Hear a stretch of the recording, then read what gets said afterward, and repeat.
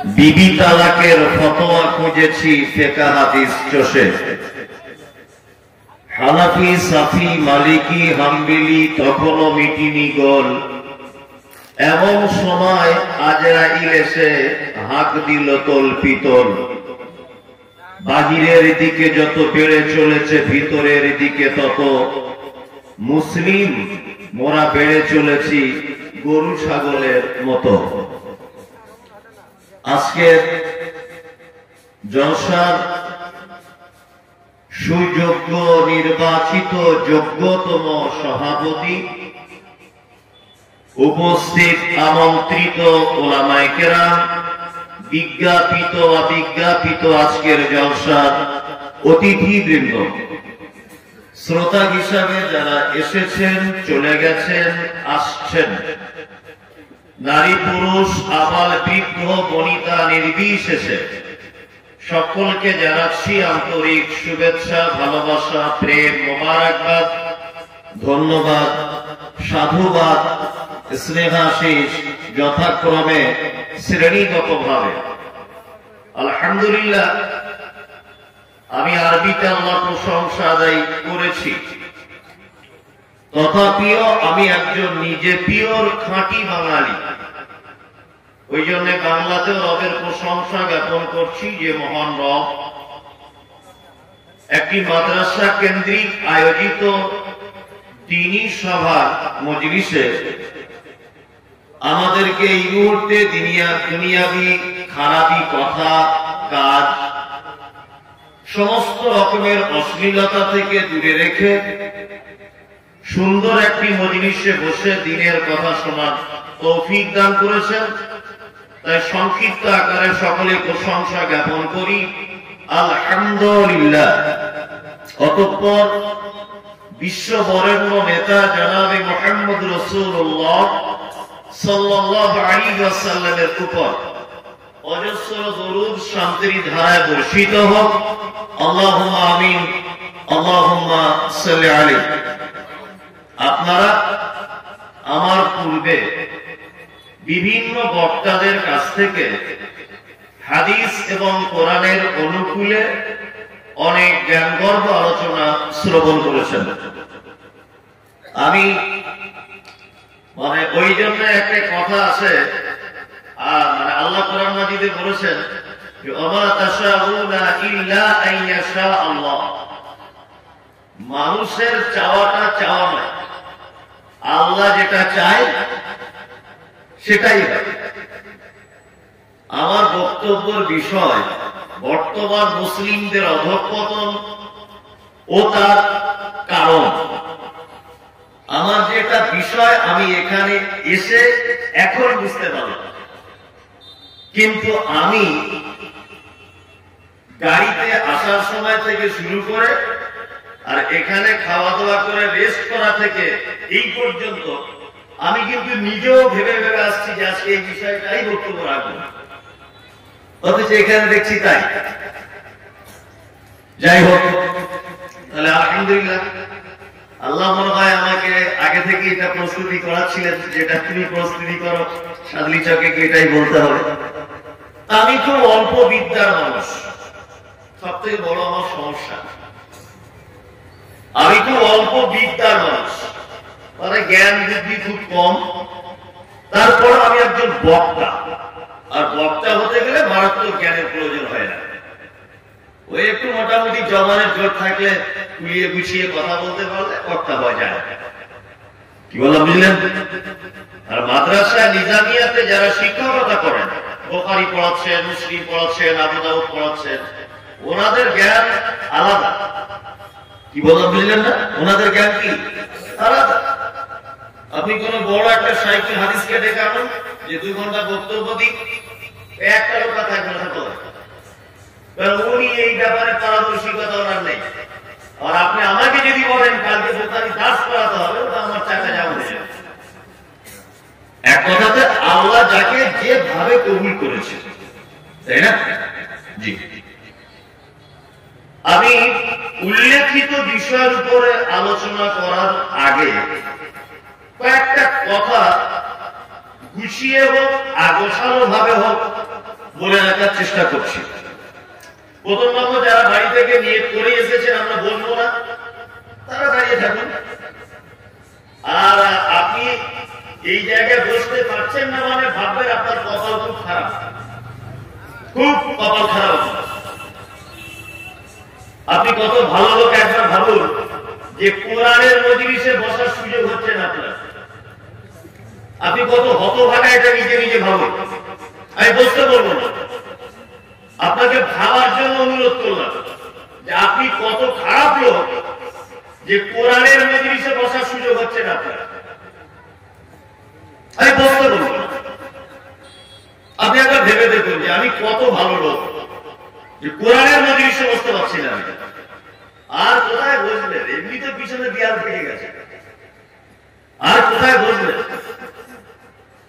বর্তমান মুসলিমদের অধঃপতনের কারণ আমরা একটা কথা, এখানে অনেক জ্ঞানী মানুষ আছেন, বারবার শুনি যে আমরা মুসলিমরা সব পিছিয়ে, সব ব্যাপার আমরা পিছিয়ে। আমরা যতটা পিছিয়ে তার থেকে বেশি আমাদেরকে পিছনে করে দেওয়া হয়েছে। কি বলা বুঝলেন না? আমরা যতটা পিছিয়ে তার থেকে বেশি আমাদেরকে পিছনে করে দেওয়া হয়েছে, আমাদেরকে আগে বাড়ার সুযোগ দেওয়া হয়নি। আর আমাদের অধঃপতনের কারণগুলি আমি প্রথমে তুলে ধরছি, তারপরে এই অধঃপতন থেকে যদি বেরিয়ে আপনি যদি নিজের গন্তব্যস্থল পর্যন্ত পৌঁছাতে চান, তাহলে কিভাবে পৌঁছানো যাবে সেটা আমি ইনশাআল্লাহ বলে দিয়ে যাব। একটা একটা করে শুরু করছি। আমাদের অধঃপতনের কারণগুলি কি? তবে আমাদের অধঃপতনের কারণে আমাদের মতো হুজুরদের মোটামুটি 40% দোষ। মুসলিম জাতির বর্তমানে অধঃপতনের কারণে দোষ কাদের? 40% আমাদের। আমি নিজের দোষটা আগে বললাম, তারপরে 60% আপনাদের। এটা আমি ভাগ করে দিলাম। আপনাদের একটা একটা করে কয়েকটা কথা বলি। আচ্ছা, ইসলামের ভিত কটি এটা বলি? কটা? এই যে 4টি, মানে কিছুই বুঝে না। ইসলামের ভিত কটি? 5টা, তাই না? জি, হাদিসে কোন মহানবী ইসলামের ভিত 5টি, কলেমা তাহার পহেলা কাজ, নামাজ তাহার পরটি, 3 নম্বরে রোজার, যাকাত তাহার পরে, অবশেষে হজ এলো ভাই 5 নম্বর স্তরে। ছোটবেলাতে স্কুলে পড়েছিলাম। তাহলে প্রথম হচ্ছে কলেমা। ইসলামের প্রথম ভিত্তি কলেমা। আমি কিন্তু আব্দুল করিম সাহেবের মতো বক্তা নাই, আমি গল্পের মতো করে বলি। প্রথম ইসলামের ভিত কটা? 5টা। প্রথম কলেমা, তারপর নামাজ, তারপর রোজা, তারপর যাকাত, তারপর হজ। ভিত পাকাপুক্ত হয়ে গেল, তাই না? ভিত পাকাপুক্ত হয়ে গেল 5টা জিনিসের উপরে। এবার আপনাকে একটা চমৎকার কথা শোনাই। আচ্ছা, এই যে কলেমা লা ইলাহা ইল্লাল্লাহ, আচ্ছা বলুন, এটা ইসলামের সবথেকে ইম্পর্টেন্ট একটি রুকুন, গুরুত্বপূর্ণ, ওই জন্য এটাকে প্রথমে আনা হয়েছে, তাই তো? আচ্ছা বলুন তো, লা ইলাহা ইল্লাল্লাহ এটা কোরআন মাজিদে কতবার এসেছে শব্দটা? কেউ বলতে পারবেন? পারবেন না।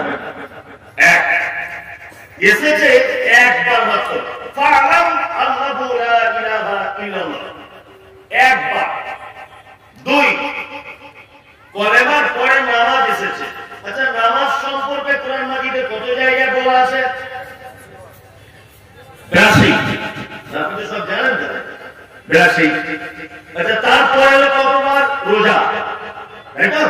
আচ্ছা, রোজা, সিয়াম, এই সিয়াম সম্পর্কে আল্লাহ সুবহানাহু ওয়া তাআলা পবিত্র আল কোরআনে কত জায়গা আলোচনা করেছেন? কারো জানা আছে? নেই। আলোচনা করা হয়েছে 11টা জায়গায়। কত জায়গায়? 11।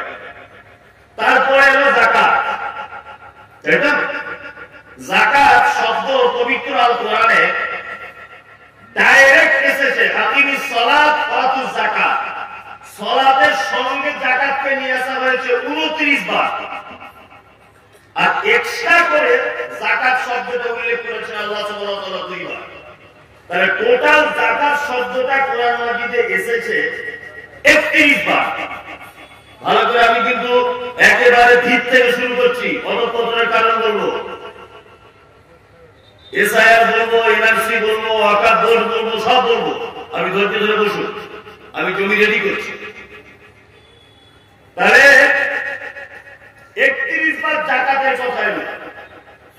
আচ্ছা, এবার বাকি থাকলো কি? শুনছেন না ভুলে যাচ্ছে? হজ।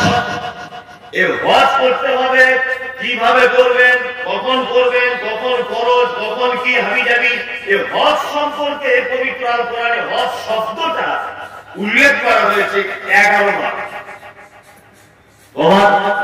11 বার। আমি প্রথম থেকে বলছি, কলেমা 1 বার, 2 নামাজ 82 বার, 3 যাকাত 33 বার, 4 সিয়াম 11 বার, আর হজ 11 বার। এটা আচ্ছা, এবার আরেকটা কথা বলি। আচ্ছা বলুন তো, শিক্ষা, দ্বীনের জ্ঞান অর্জন করা বা শিক্ষা অর্জন করা, এটা সুন্নত, নফল না ফরজ? কোনটা? দ্বীনের জ্ঞান অর্জন করা ফরজ। এটা আচ্ছা, তাহলে আল্লাহ সুবহানাহু ওয়া তাআলা শিক্ষা সম্পর্কে পবিত্র আল কোরআনে কত জায়গায় আলোচনা করেছেন? আপনি এখন গুগলে সার্চ করুন, 770 জায়গায় কোরআন মাজিদে শিক্ষায় শিক্ষিত হতে হবে এবং শিক্ষা সংক্রান্ত আলোচনা করা হয়েছে 770 বার। কতবার? 770 বার। এইবার একটা কথা আপনাদেরকে জানতে হবে।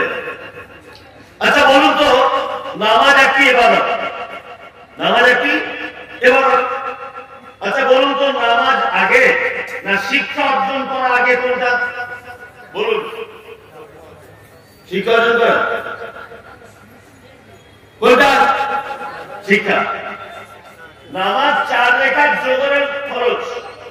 এখন হাত কান পর্যন্ত তুলবেন না গলা এইরকম ভাবে ধরবেন, না নাভি নিচে বাঁধবেন, না নাওয়াইতা মুসাল্লি পড়বেন, এই যে পদ্ধতি শিক্ষা, এটা আগে জানা দরকার আছে না নেই? আছে, আছে। কারণ ইসলামের সর্বশ্রেষ্ঠ এবং সর্বাধিক আলোচিত যে বিষয় সেটা হচ্ছে শিক্ষা, তাই তো? এবার এই জায়গাটা এখানে থাক। এবার আমি চলে যাচ্ছি পৃথিবীর ১,৫০০ বছর আগেকার ইতিহাসে। আমি এই জায়গাটা ভুলবো না, আপনাকে স্মরণ করিয়ে দেব। এক, মুহাম্মদ সাল্লাল্লাহু আলাইহি ওয়াসাল্লাম কোন জায়গায় জন্মগ্রহণ করেছিলেন? মক্কা। আর যে যুগে তিনি জন্মগ্রহণ করেছিলেন, যুগটির নাম কি? আইয়ামে জাহেলিয়া। আইয়ামে জাহেলিয়াতের ব্যাপকতা এত বেশি ছিল যে একটা পুরুষ নারীর সাথে যৌবনের সম্পর্ক করতে হয়, তারা রাতের বেলাতে তার বোনের সাথে সেই সম্পর্ক করত। জাহেলিয়াত এত বেড়েছিল যে বাপ তার বেটির সঙ্গে শারীরিক সম্পর্ক করত। জাহেলিয়াত এমন ভাবে বেড়েছিল, মানুষ মারা যাওয়ার পরে তার মাথার মগজগুলো বার করে মাথার এই খুলিটাকে মদ রেখে তারা মদ পান করত। এত জাহেলিয়াত বেড়েছিল। আপনার কাছে এটা আমার অনুরোধ থাকলো, বারবার বলছি, আপনি আজকে বক্তব্য শেষ করেই বাড়ি যাবেন, তার আগে যাওয়ার চেষ্টা করবেন। আর যদি চলে যান, আপনাকে ধরে রাখার মতো ক্ষমতা আমার নেই, তবে এটা আমি অনেক দূর থেকে এসেছি, আপনার কাছে আমার আবদার থাকলো, আপনি চলে যাবেন না। এইরকম একটা কঠিন অন্ধকারে নিমজ্জিত জাতির কাছে মুহাম্মদ সাল্লাল্লাহু আলাইহি ওয়াসাল্লামকে পাঠানো হয়েছিল। আর আল্লাহ নবী সাল্লাল্লাহু আলাইহি ওয়াসাল্লাম যে সময় তিনি পৃথিবীতে এসেছিলেন, মূলত সেই সময় 4টি পাপ ছিল সব থেকে বড় পাপ। কয়টি পাপ? 4টি। 1, ব্যভিচার। 2, চক্রবৃদ্ধি হারে সুদ। 3, মদ পান। 4, গোত্রীয় ঝামেলা, বংশে বংশে ঝামেলা। এই চারটে পাপ ছিল তখনকার দিনের সব থেকে বড় খাতারনাক পাপ। আল্লাহ নবী সাল্লাল্লাহু আলাইহি ওয়াসাল্লাম নবুয়তি লাভ করেছিলেন কত বছরে? 40, তাই না? এই 40 বছর আগেকার ঘটনাগুলো আমি বলছি, আমি এখনো পর্যন্ত 40-এর পরের কিছু বলিনি। 40-এর আগে আল্লাহ নবী সাল্লাল্লাহু আলাইহি ওয়াসাল্লাম ছোট থেকে ছিলেন ভদ্র, নম্র, কোমল, মিষ্টি হাসি। কি বললাম বুঝলেন না? তিনি ছোট থেকে অন্যায়ের বিরুদ্ধে বলিষ্ঠ কণ্ঠে প্রতিবাদ জানাতেন। ছোট থেকে তিনি ছিলেন গরিবের বন্ধু, ছোট থেকেই তিনি ছিলেন অভাবীদের বন্ধু, ছোট থেকেই তিনি ছিলেন বিধবাদের পাশে দাঁড়ানোর এক প্রাচীর। আল্লাহ নবী সাল্লাল্লাহু আলাইহি ওয়াসাল্লাম যখন বুঝতে পারলেন অন্যায় ভাবে মানুষকে মারা হচ্ছে, ব্যভিচারে মানুষ লিপ্ত, সুদের ভিতরে মানুষ লিপ্ত, সমস্ত রকমের রাহাজানিতে মানুষ লিপ্ত, তখন আল্লাহ নবী সাল্লাল্লাহু আলাইহি ওয়াসাল্লাম একটা সংগঠন তৈরি করেছিলেন। সংগঠন, যে এই সংগঠনের মাধ্যমেই একটা জাতিকে পরিবর্তন করতে হবে। সেই সংগঠনটির নাম ছিল হিলফুল ফুজুল। এই সংগঠনটির নাম হিলফুল ফুজুল। আর এই সংগঠন তৈরি করেছিলেন যুবকদেরকে নিয়ে। খুব ভালো করে শুনবেন। আর এই সংগঠনের দায়িত্ব পালন করছিলেন মুহাম্মদ সাল্লাল্লাহু আলাইহি ওয়াসাল্লাম। এবার আপনার কাছে একটা জিনিস জানতে চাইছি, ও বুঝে উত্তর দেবেন। আচ্ছা, আল্লাহ নবী সাল্লাল্লাহু আলাইহি ওয়াসাল্লাম কোন স্কুলে পড়ে লেখাপড়া শিখেছিলেন? ওনার কোন শিক্ষক ছিল দুনিয়াতে? উনি লেখাপড়া জানতেন না, উনি নিরক্ষর ছিলেন। উনি কি ছিলেন? নিরক্ষর, আক্ষরিক জ্ঞান ছিল আল্লাহ রাসূল সাল্লাল্লাহু আলাইহি ওয়াসাল্লাম। তবে তিনি সারা পৃথিবীর শ্রেষ্ঠ জ্ঞানী। সারা পৃথিবীর কি শ্রেষ্ঠ জ্ঞানী? তো এই জায়গাটা একটা কথা ক্লিয়ার করে দিই, বর্তমান 2025 সালে কিন্তু এই কথাটা চলবে না। আপনি যদি কোন একজন প্রিন্সিপালকে যদি বলেন যে আমাদের ধর্ম গুরুজি মুহাম্মদ সাল্লাল্লাহু আলাইহি ওয়াসাল্লাম তিনি লেখাপড়া জানতেন না, তাহলে এই কথাটা 2025 সালে উপহাসমূলক কথা হবে কি হবে না? তোমরা তো সেই মুসলমান, তোমার ধর্মগুরু লেখাপড়া জানে না, এটা বলবে কি বলবে না? বলবে। উত্তরটা আপনি কি করে দেবেন? আমি মোহাম্মদ ইসলাম, আজকে আপনাদের এখানকার প্রধান বক্তা ধরে নেন। আমার বাম দিকে যিনি বসে আছেন উনি আমার শিক্ষক, উনি আমার শিক্ষক। এলাকার বিশাল হো হো হচ্ছে, মোহাম্মদ ইসলাম প্রধান বক্তা, আমি যাবি, উকিল গন্ধ, সারা দেশ বিখ্যাত, বাংলাদেশ, পাকিস্তান সব বিখ্যাত, সাংঘাতিক ব্যাপার। আমার নামে লাগে আলোচনা হচ্ছে, ধরে নেন। এখন এই আলোচনাটা যদি এই লোকটার কাছে করা হয়, যা জানেন আমাদের বক্তার কাছে সাংঘাতিক বিখ্যাত লোক মোহাম্মদ ইসলাম, ও তখন কি বলবে? কালকে আমার কাছে নুরানি কায়দা করে সাংঘাতিক বক্তা করছে। আচ্ছা বলুন তো, আমি যত দামি লোকই হই, আমি এই লোকটার উপরে কোনোদিন কোন জীবনে কোনোদিন কোনো কথা বলতে পারবো? কারণ উনি আমার শিক্ষক, তাই না? তাহলে মুহাম্মদ সাল্লাল্লাহু আলাইহি ওয়াসাল্লামের শিক্ষক যারা যদি আল্লাহর শিক্ষায় শিক্ষিত করতেন, আর শিক্ষক ধরে আবু জেহেল, আল্লাহ নবী যদি বলতেন চাচা আবু জেহেল শোনো, আমি মিরাজের রাত্রিতে জান্নাত জাহান্নাম সব দেখে এসেছি, বিশাল কিছু ব্যাপার, এই সমস্ত অলৌকিক ঘটনাগুলো যদি আবু জেহেলকে শোনানো হতো, আবু জেহেল কি বলতো? কালকে আমার কাছে এবিসিডি করছিল, আজকে তুমি মিরাজ থেকে ফিরে এসছো। আচ্ছা বলুন, আল্লাহ নবী যদি শিক্ষক পৃথিবীতে থাকতো, তাহলে মুহাম্মদ সাল্লাল্লাহু আলাইহি ওয়াসাল্লামের থেকে তার সম্মান বড় হতো না ছোট হতো? বড় হতো। আমি যতই প্রধান বক্তা হই, আমার শিক্ষকরা এখন আমাকে তুই বলে ডাকে, এখনো পর্যন্ত বলে। আমি যার কাছে প্রথম জীবনে পড়েছি এখনো দেখা হলে বলে কেমন আছিস, অথচ সারা বাংলায় আমি প্রধান বক্তা। আমাকে সে কিন্তু বলে, তিনি আমাকে বলেন কি, কোথায় যাচ্ছিস, কেমন আছিস, কবে এলি, কোথায় যাবি, তুই বলে কথা বলে। তারপর আমি যতই পণ্ডিত হই, একজন শিক্ষকের থেকে আমার সম্মান বেশি হতে পারে না। এটা একটা লজিক। আল্লাহ সুবহানাহু ওয়া তাআলা মুহাম্মদ সাল্লাল্লাহু আলাইহি ওয়াসাল্লামকে পৃথিবীর শ্রেষ্ঠ মানুষ হিসেবে নির্বাচন করেছেন, এই জন্য তার শ্রেষ্ঠত্ব যাতে কোনো ঘাটতি না পড়ে যায়, এই জন্য পৃথিবীতে কোনো শিক্ষক নির্বাচন করা হয় নেই। এবার আল্লাহ নবী সাল্লাল্লাহু আলাইহি ওয়াসাল্লাম হিলকুল ফুজুল সংগঠন পরিচালনা করছেন। এর মাঝখানে যারা সামনে বসে আছেন আমি কিছু জিনিস ধরবো। এর মাঝখানে আল্লাহ নবী সাল্লাল্লাহু আলাইহি ওয়াসাল্লাম চলে গেলেন মক্কা থেকে 3.5 কিলোমিটার দূরে একটি পাহাড়। পাহাড়টির নাম হচ্ছে জাবালে নূর।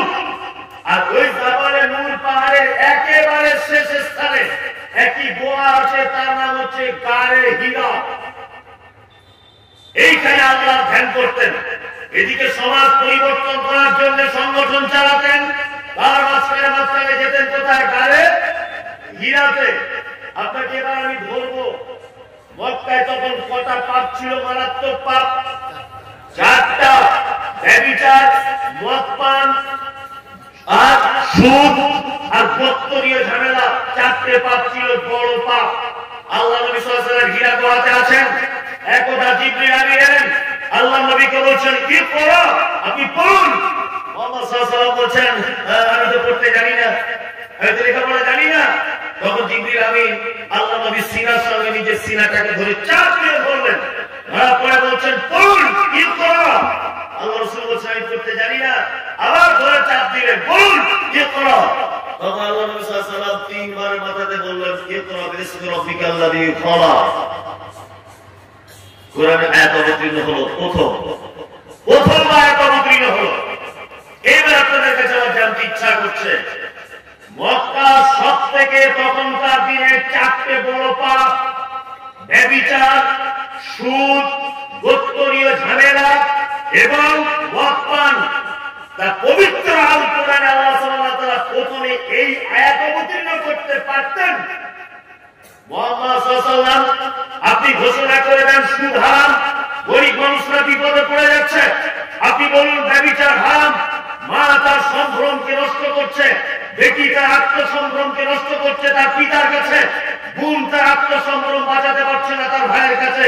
ব্যভিচার হারাম, আপনি এই ঘোষণাটা আগে করুন। 3, মদ হারাম, এটা আপনি মক্কার মানুষদেরকে জানান। আপনি বলুন তাদেরকে গোত্রীয় ঝামেলা নিষিদ্ধ। কোন আয়াত অবতীর্ণ হলো না। আয়াত অবতীর্ণ হলো কি? ইকরা, পড়াশোনা করুন। আল্লাহ নবীদের সমাজ পরিবর্তন করার চেষ্টা করছিলেন। আল্লাহ দেখে গাড়ে হীরাতে গিয়ে বলছে মুহাম্মদ সাল্লাল্লাহু আলাইহি ওয়াসাল্লাম সমাজ পরিবর্তন করার জন্য সংগঠন তৈরি করেছো, তুমি তো লেখাপড়া জানো না, তারপরে তোমাকে আগে পড়তে হবে। আগে পড়ো, আগে কি করো? পড়ো। আগে তুমি নিজে পড়াশোনা করো, তারপর জাতিকে সংশোধন করবে। তার মানে একটা জাতি অধঃপতনের তলদেশ থেকে তাকে যদি পৃথিবীর সুপ্রিম পাওয়ার পর্যন্ত পৌঁছাতে হয়, একটা মাত্র জিনিস সব থেকে বেশি কাজ করবে, তার নাম শিক্ষা। শিক্ষা ছাড়া কোন জাতির পরিবর্তন আসতে পারে না। এই যে তার জ্বলন্ত প্রমাণ, আল্লাহ মুহাম্মদ সাল্লাল্লাহু আলাইহি ওয়াসাল্লাম বলছে আপনি জাতিকে পরিবর্তন করতে চাইছেন, আপনার তো লেখাপড়া জানা নেই, আপনি প্রথমে জ্ঞান অর্জন করুন, তারপরে জাতিকে পরিবর্তন করবেন। তার মানে একটা জাতি অধঃপতন থেকে উঠে আসা, অধঃপতনের তলদেশে চলে যাওয়ার মূল যে কারণ, সেই কারণটা হচ্ছে তাদের ভিতরে শিক্ষা না থাকা। কি বললাম বুঝতে পারছেন? এবার আপনাদেরকে একটা খুব আক্ষেপ করে কথা বলি, আক্ষেপ করে। শিক্ষা সম্পর্কে কোরআনে কতবার বলা হয়েছে বললাম?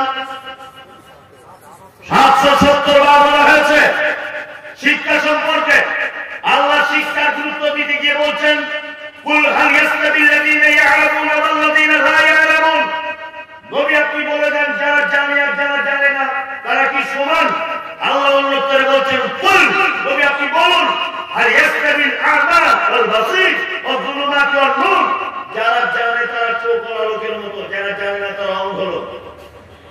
আল্লাহ বলছে যারা জানে তারা চোখওয়ালা লোকের মতো, যারা জানে না তারা অন্ধ লোকের মতো, তাই না? শিক্ষা ইসলাম কত মর্যাদার স্থানে পৌঁছে দিয়েছে, আপনাকে একটা দৃষ্টান্ত দিলে আপনি বুঝতে পারবেন। এখানে আলেম ওলামাদের অনেক আছে। বলুন তো বাড়িতে কুকুর লালন পালন করা বৈধ না অবৈধ? তো কায়দা বছর অবৈধ দেখি আর কি ভয় তুলবে যে যদি কোনো হয়ে যায়, তাই না? জি, বাড়িতে কুকুর রাখা চলবে না। কেউ যদি বাড়িতে কুকুর রাখে তাহলে প্রত্যেকদিন তার আমলনামা থেকে 2টা উহুদ পাহাড়ের সমান নেকি মাইনাস করে দেওয়া হবে। কুকুর রাখা তাহলে চলবে না। তবে তবে তবে প্রশিক্ষণ প্রাপ্ত কুকুর যদি হয়, যে ঘরের মুরগি দেখলে ধরে না, আর পরের মুরগি দেখলে ধরতে চলে যায়, ঘরের লোককে দেখে ডাকে না, অন্য লোক দেখলে কামড়াতে যায়। ভালো করে বুঝবেন, এইরকম কুকুর, ট্রেনিং করা কুকুর, শিক্ষিত কুকুর, যাকে শিক্ষা দেওয়া হয়েছে, এইরকম কুকুর যদি হয়, আপনার ধানের মানে পালুইটা চৌকি দেওয়ার জন্য ব্যবহার করতে পারেন। আপনার গোট ফার্ম আছে, ছাগলের ফার্ম আছে, ওইটা চৌকি দেওয়ার জন্য ব্যবহার করতে পারেন। আপনার বাগানটা নিরাপত্তার জন্য তাকে কাজে লাগাতে পারেন। আপনার বাড়ির সিকিউরিটির জন্য তাকে কাজে লাগাতে পারেন। ইসলাম পারমিশন দিয়েছে। ইসলাম শিক্ষার গুরুত্ব দিতে দিতে শিক্ষিত কুকুরকে পর্যন্ত সম্মানের আসনে বসিয়েছে। ইসলাম শিক্ষার গুরুত্ব দিতে গিয়ে শিক্ষিত কুকুরকে পর্যন্ত সম্মানের চেয়ারে বসে দিয়েছে। ভেবেছেন এটা? ভেবেছেন? আর আপনি হচ্ছেন সেই বাপ, 12 বছরের ছেলে, 12 বছরের ছেলে, আপনার ছেলেকে পাঠিয়ে দিলেন রাজমিস্ত্রি কাজ করাতে। ও তো এমনিতে পাঁচের চামড়া উঠে যাবে বাইরে গেলে। আজকে কথা বলছি, আজকে আমি 1 সপ্তাহ ফারাক্কার কোনো একটা হোটেলে আছি। ফারাক্কা মানে মালদা জেলায় জলসা হলে ওখানে আমি খাটি বেড়ে একটা লজ ভাড়া নিয়ে থাকি। বাড়ি আমার কলকাতা অনেক দূরে যাতায়াত করে। আজকে ফারাক্কাতে 10টার দিকে আমার কি মন হলো, ঘুম থেকে উঠে আমি ফারাক্কা প্ল্যাটফর্মের দিকে একটু ঘুরতে গেছি, মনটা একটু ফ্রি হোক, ঘুরি। সকালের দিকে ঘুরতে গেছি, একটা ছেলে আমার কাছে ভিক চাইছে। একটা ছেলে আমার কাছে ভিক্ষা চাইছে। ছেলেটার বয়স 8 বছরের মতো হবে, আমার টাইমে 8 বছর। আমার কাছে ভিক্ষা চাইছে, আমাকে 5 টাকা দাও, কিছু খাবো। হাতটা ধরো, তোর নাম কি? তোর নাম কি? সে আমার নাম কি, মোহাম্মদ আজিজ নাকি একটা নাম বলছে। আমি একদমই মিথ্যা কথা নয়, বোঝানোর জন্য না, হাসানোর জন্য, একদমই অরিজিনাল কথা বলছি। আজকে ওর হাতটা তো ধরলাম, ধরে মাথা তাকে চল মারলাম। সত্যি যেটা করেছি, একদম মোটামুটি খুব জোরে নয়, মিডিয়াম করে একটা এরকম ভাবে চল মারলাম। আর ওকে ধরে মিথ্যা করে আমি পুলিশের কাছে নিয়ে গেলাম যে চল তোকে জেলে ভরবো। তোর এই 8 বছর বয়সে ভিক্ষা করার কথা কে শেখালো? তোর তখন স্কুলে যাওয়ার বয়স। কে তোকে বললো এখন ভিক্ষা করতে হবে? তোর আব্বা কি করে? বলছে আমার আব্বা চিনির কোনো মিলে বা চিনির কোনো ফ্যাক্টরিতে ওর আব্বা কাজ করে। 4 ভাই বোন। তোর আব্বা, তোর মা প্রতিদিন বাড়িতে ভাত রান্না করে? বলছে হ্যাঁ, প্রতিদিনই হয়। তুই যে ভিক্ষা করছিস, তোর আব্বা মা জানে? তো বলছে আমার মা জানে না, আব্বা জানে না। দ্বিতীয় দিন যদি ফারাক্কা এলাকায় তোকে দেখি, তা তোকে আমি ধরে রেলের তলায় দিয়ে দেবো, তোকে মেরে দেবো। আরে ভয় দেখানোর জন্য বলছি, অনেক কথা ভয় দেখানো। তো ও দেখছি ভয়ে কাঁদছে। আমি আপনাকে এটা বোঝাতে চাইছি, সেটা হচ্ছে এই, আমরা নিজেদের বাচ্চাদের ব্যাপারে, শিক্ষার ব্যাপারে সচেতনতার অনেক অভাব রয়েছে। অভাব আছে না? নেই? আছে। আর আপনাকে আমি মুমতাজুল ইসলাম আর একটা কথা বলে দিয়ে যাচ্ছি, শুনে রেখে দেন। এইরকম বাচ্চা ছেলে পেলে কেউ ভিক্ষা চাইলে 1 টাকা দেবেন না। 1 টাকা। যদি বলছেন কেন? ও টাকার লোভে পড়ে গেলে ও আর অন্য কিছু শেখার চিন্তা ভাবনা করবে না। 1 টাকাও দেবেন না। 1 টাকাও দেবেন না। কোনো কাউকে ট্রেনে বাসে গেলে দেখবে বাচ্চা কাছে ভিক্ষা করতে, 1 টাকাও দেবেন না। আমি দেওয়া মানে ওই টাকার পিছনে লোভে সে ছুটবে, সে স্কুল ঘাটে যাবে না। কি বলছি বুঝতে পারছেন? আমার বড় দুঃখ লাগে, সত্যি বলছি, আমি খুব দুঃখিত। প্রত্যেক গ্রামে মসজিদ করা নিয়ে কম্পিটিশন হচ্ছে। আমাদের গ্রামে 3 তলা মসজিদ, জানিস ফটিক 12টা মেম্বার, 12টা মিয়া। ফটিক প্রথম বলছে আমাদের গ্রামে 18টা মসজিদের ভিতরে আমাদের মসজিদ বড়, আমাদেরটা 23টা এসি লাগানো আছে। 23টা এসি লাগাতে কে বলেছে তোমাকে মসজিদে? কে বলেছে? পৃথিবীতে 3টে জায়গায় গেলে নেকি হয়। 1, কাবায় যদি কোন লোক 2 রাকাত নামাজ পড়ে 1 লক্ষ রাকাতের নেকি। 2, মসজিদে নববীতে যদি কেউ 2 রাকাত নামাজ পড়ে 1000 রাকাতের নেকি। মসজিদ আকসা জেরুজালেমে যদি কেউ 2 রাকাত নামাজ পড়ে নেকি কিছু এক্সট্রা পাওয়া যাবে। আরেকটা মসজিদের ব্যাপারে হাদিসে আছে, আল্লাহ নবী সাল্লাল্লাহু আলাইহি ওয়াসাল্লাম বলেন, কেউ যদি বাড়ি থেকে ওযু করে মসজিদে কুবাতে গিয়ে যদি 2 রাকাত নামাজ পড়ে, যেটা পৃথিবীর প্রথম মসজিদ বলে আমরা জানি মসজিদে কুবা, মদিনা থেকে 3 কিলোমিটার দূরে, ওই মসজিদে কুবাতে যদি কেউ নামাজ পড়ে, একটা কবুল হজের সমান নাকি দেওয়া হবে। এই 4টে জায়গা ছাড়া পৃথিবীর কোন জায়গাতে এক্সট্রা নেকি হবে বলে কিছু জানা যায় না। আপনি খাজা বাবার দরবারে যান, মঈনুদ্দিন চিশতির দরবারে যান, আপনি আজমিরে যান, কাশ্মীরে যান, পাথর চাপড়ি যান, ফুরফুরা যান, বসিরহাটে যান, দেওবন্দে যান, যেখানে আপনি যাবেন 10 পয়সা নেকি নেই, 10 পয়সা নেকি নেই। দিল্লির জামে মসজিদে নামাজ পড়লে যা নাকি আপনার সামরি চকের প্রিয়ের মসজিদে নামাজ পড়লে একই নাকি, কলকাতার নাখোদা মসজিদে নামাজ পড়লে যে নাকি, আপনার গ্রামের ত্রিপল লাগানো মসজিদে নামাজ পড়লে একই নাকি। নামাজ পড়তে টাইম লাগে কতক্ষণ? মাত্র 10 থেকে 12 মিনিট। এই 10 থেকে 12 মিনিটের একটা ইবাদত, যে ইবাদতটা ব্যাপারে কোরআন মাজিদে 82 জায়গায় বলা হয়েছে, এই ইবাদতটা করার জন্য জাতি কোটি কোটি টাকা দিয়ে মসজিদ তৈরি করলো, অথচ যে ইবাদতের ব্যাপারে কোরআনে 770 বার বলা হয়েছে, সেই জাতি এখনো পর্যন্ত একটা উন্নত মানের নিজের গ্রামে শিক্ষার জন্য জাতির সামনে একটা স্কুল উপহার দিতে পারে না। এখনো পর্যন্ত মাদ্রাসাওয়ালাদেরকে লোকের কাছে ভিক চেয়েছে, মাদ্রাসার শিক্ষকদের বেতন তৈরি করতে হয়, বিল্ডিং তৈরি করতে হয়। কেন? কে বলেছে কেন 10 লাখ টাকা 20 লাখ টাকা খরচা করে মসজিদ করতে হবে? মসজিদ কিনারই থাক, এটাই চূড়ান্ত। ওই মসজিদ বরঞ্চ আরো কি করে মোটামুটি করে রাখা যায় এই চিন্তা ভাবনা করে ওই গ্রামে একটা ভালো উন্নত মানের শিক্ষা প্রতিষ্ঠান ব্যবস্থা করে। বলছে মসজিদ করেছি 13 কোটি টাকা খরচা করে। মসজিদ 13 কোটি টাকা খরচা করে। আপনার জাতির শিক্ষা যদি না থাকে, তাহলে এদের অধঃপতনের মূল কারণ কি বলছি বুঝতে পারছেন না? শিক্ষা জাতির বিপ্লব ঘটিয়ে দিতে পারে, শিক্ষা জাতিকে সঠিক পথ দেখাতে পারে।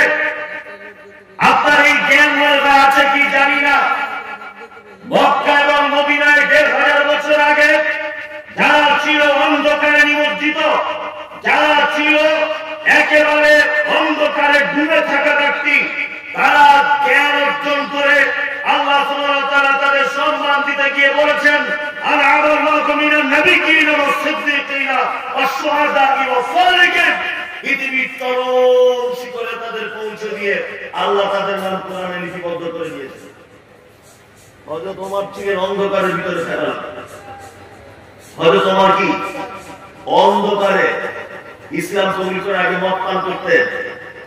অসংখ্য সাহাবীদের ভিতরে, অসংখ্য মানুষদের ভিতরে এটা ছিল, তারা ইসলাম গ্রহণের আগে কি করতেন? মদ পান করতেন। অন্যায় লিপ্ত ছিলেন অসংখ্য মানুষ, কিন্তু তারা দ্বীনের জ্ঞান অর্জনের ফলে তারা পৃথিবীর একেবারে সোনালী মানুষ হিসেবে গড়ে উঠলেন। আল্লাহ পর্যন্ত তাদের সার্টিফিকেট দিয়ে দিলেন। কি বললাম বুঝতে পারছেন তো? বুঝতে পারছেন? এবার আপনাদেরকে একটা চমৎকার কথা বলি। আচ্ছা, শিক্ষা শিক্ষিত তো হবো, শিক্ষা কয় প্রকারের এটা আগে জানতে হবে তো। কোন শিক্ষায় শিক্ষিত হবে? শুধু হাদিস কোরআন, এই যে হাদিস কোরআন। আসলে এইসব ভুল ধারণাগুলো আমাদের মাথা থেকে কবে যে যাবে বুঝতে পারি না। আমাদের কিছু আলেম ওলামাদের আমাদেরও অনেক ভুল আছে। কি ভুল বলুন তো? এই দেখুন আপনাদেরকে বলি, আল্লাহ নবী সাল্লাল্লাহু আলাইহি ওয়াসাল্লাম বলেছেন, তালাবুল ইলমি ফরিদাতুন আলা কুল্লি মুসলিম। প্রতিটা মুসলিম নর নারীর জন্য দ্বীনের জ্ঞান অর্জন করা কি ফরজ? এই ফরজ বলতে আপনি কি বোঝেন? ওই 13 বছর মাদ্রাসায় পড়তে এবার পাখি বাঁধতে হবে মাথায়, কি বোঝেন আপনি? ফরজ বলতে কি? ইসলামের বেসিক জিনিসগুলো জানা ফরজ। নামাজ ফরজ, এটা জেনে যাওয়া, তার পদ্ধতি জানা, হারাম কোনটা, হালাল কোনটা, বৈধ কোনটা, অবৈধ কোনটা, হজের পদ্ধতি কি, পিতা মাতার সেবা কেমন করে করবো, স্ত্রীর হক কি, এই বেসিক জিনিসগুলো জেনে যাওয়াটা কি ফরজ। তারপরে আপনি মাইকের মধ্যে শুধু দত্ত হন, কোনো সমস্যা নেই। কি বুঝি বুঝতে পারছেন? তারপরে আপনি কি হয়?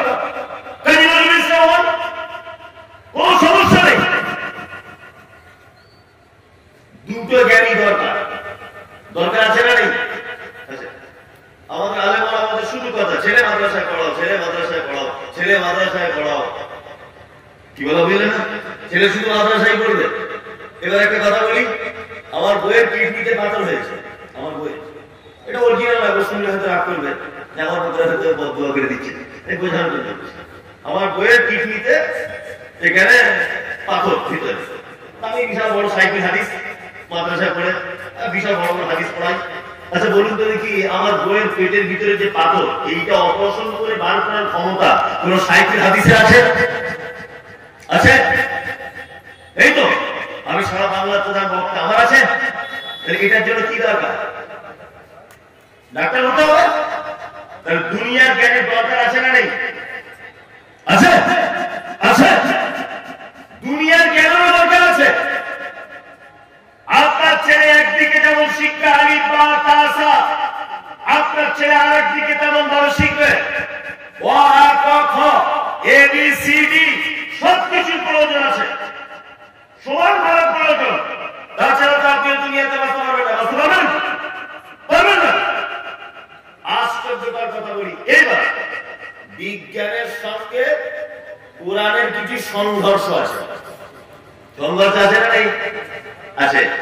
যদি আপনার ছেলে শুধু যদি জেনারেল লাইনে পড়াশোনা করে আর কোরআনের জ্ঞান যদি না থাকে, তবু আপনার ছেলে বেঈমান হয়ে যাবে। ভালো করে বুঝবেন। আবার আপনার ছেলে শুধু যদি সাইকেল হাদিস হয়ে যায়, দুনিয়ার কোন জ্ঞান যদি না থাকে, তবু দুনিয়াতে চলা বড় মুশকিল। মুশকিল কি মুশকিল হয়? মুশকিল। কোরআন বলছে মানুষকে তৈরি করা হয়েছে মাটি থেকে। কি দিয়ে? মাটি থেকে। আর বিজ্ঞান কি বলছে? বানর থেকে। চার্লস ডারউইনের থিওরি বলছে বানর থেকে মানুষ হয়েছে, তাই না? বলছে না?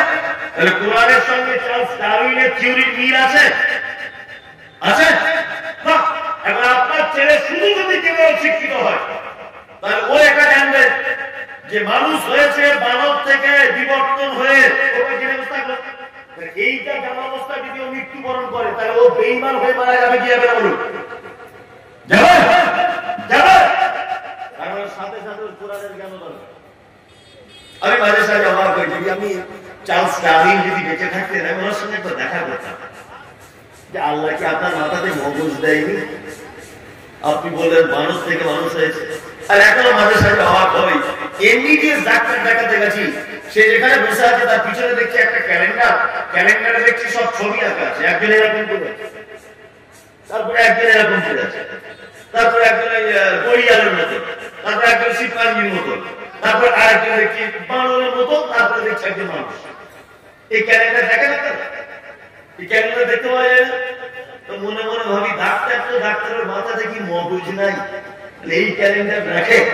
মানে ডাক্তার বোঝাতে চাইছে বিজ্ঞানের এই চার্লস ডারউইনের থিওরিটাকে, যে দেখো ক্যালেন্ডারে মানুষ আগে এরকম ছিল, তারপরে এই হলো, তারপরে এই হলো, তারপরে এই হলো, তারপরে এই, তারপরে মানুষ হলো। বুঝাচ্ছে না? বুঝাচ্ছে। আমার বাড়িতে একটা গাই গরু আছে, গাই গরু, তা 1 কেজি করে দুধ হয়। দেশি গরু তো, কিন্তু 1-1.5 কেজি দুধ হয়। আমার স্ত্রী আমাকে বলছে যে এত কম দুধে তো হবে না, তো ছেলে আর মেয়েরই হয়ে যাবে, আমরা কি খাবো? তা ডাক্তারকে বলে দেখুন না, যদি একটা জার্সি বাছুরের ব্যবস্থা করা যায়। জার্সি গরু বুঝেন তো? বুঝেন? তা আমি ডাক্তারকে বলে, এখানে একজন পশু ডাক্তার রয়েছেন, উনি আমার সঙ্গে কথা বলছিলেন। তা আমি একটা পশু ডাক্তারকে জিজ্ঞেস করে বলছি, ভাই আমার দেশি গরুর পেট থেকে জার্সি গরুর বাছুর পাওয়া যাবে? ডাক্তার বলছে ইজি ব্যাপার, কোনো ব্যাপারই না, পাওয়া যাবে। আচ্ছা বলুন তো, দেশি গরুর পেট থেকে জার্সি গরু ইনজেকশনের মাধ্যমে যে বাচ্চা হচ্ছে এখন প্রজনন, এইটা সম্ভব না অসম্ভব? সম্ভব। সম্ভব না? সম্ভব। আপনি যদি ইন্ডিয়ান গরুর পেট থেকে বাংলাদেশের কোন গরুর জাতের যদি আপনি তার বীর্য ইনজেকশনের মাধ্যমে তার ভিতরে পুশ করেন, এটা সম্ভব না অসম্ভব? সম্ভব।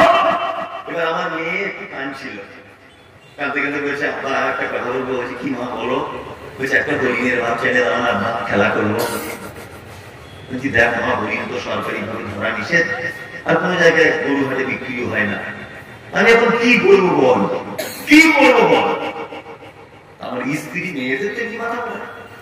তা আমার স্ত্রী তখন বলছে, আচ্ছা দেশি গরুর পেট থেকে তো জার্সি গরুর বাছুর হলো, ডাক্তারকে বলে যদি একটা হরিণের ইঞ্জেকশন দেওয়া যায়, হরিণের বাচ্চা হবে না? বলছে হরিণের বাচ্চা সম্ভব হয়। ডাক্তারকে আমি তো জানি কি হবে, ডাক্তারকে ফোন করে বলছি, ডাক্তার আমার মেয়ে খুব কাঁদছে, আপনি যদি একটু হরিণের ইঞ্জেকশন কোথা থেকে ব্যবস্থা করে গরুর পেটে পুশ করতেন, হরিণের বাচ্চা হতো। আচ্ছা বলুন, এটা কিয়ামত পর্যন্ত সম্ভব না অসম্ভব? অসম্ভব, অসম্ভব। গরুর পেট থেকে অস্ট্রেলিয়ান গরু সম্ভব, গরুর পেট থেকে ভিয়েতনামের গরু সম্ভব, গরুর পেট থেকে বাংলাদেশের কোন প্রজাতির গরু সম্ভব। আর ওর ভিতরের পার্স যেটা আছে সেটা গরু তৈরি হওয়ার পার্স। আপনি যদি মনে করেন হাতির বাচ্চা নেব, সম্ভব নয়। চার্লস ডারউইন এর কথা বলে কি করে যে বানর থেকে মানুষ হয়েছে? বানর একটা আলাদা প্রাণী। ওর পেট থেকে কিয়ামতের আগের দিন পর্যন্ত যত বাচ্চা জন্ম হবে সব বানরই হবে, মানুষ হবে না। আমি বলছি বানর পরিবর্তন হতে হতে হতে হতে মানুষ হয়েছে। চার্লস ডারউইন যদি এটা 200 বছর আগে তথ্য দেয়, তাহলে 200 বছর পর থেকে এই পর্যন্ত সুন্দরবনের একটা বানর মানুষ হলো না। কেন হলো না? তার মানে এই তথ্য একেবারে ডানা, মিথ্যা, ভুল, পচা, একেবারে মানে অযুক্তিকর একটি কথা। এবার আপনাকে যেটা বলছি, আপনার ছেলে যদি শুধু যদি স্কুলে পড়ে, তার যদি দিনের জ্ঞান যদি না থাকে, তাহলে বলুন আপনার ছেলে মানুষ কি দিয়ে তৈরি হয়েছে তার সত্যতার ব্যাপারে জানতে পারবে কি পারবে না? পারবে না। কোরআন বলছে ওর নাম যিশু, কোরআন বলছে ওর নাম ঈসা, স্কুলে পড়ানো হচ্ছে ওর নাম যিশু। কোরআন বলছে ওর মায়ের নাম মারিয়াম, স্কুলে পড়ানো হচ্ছে মায়ের নাম ম্যারি।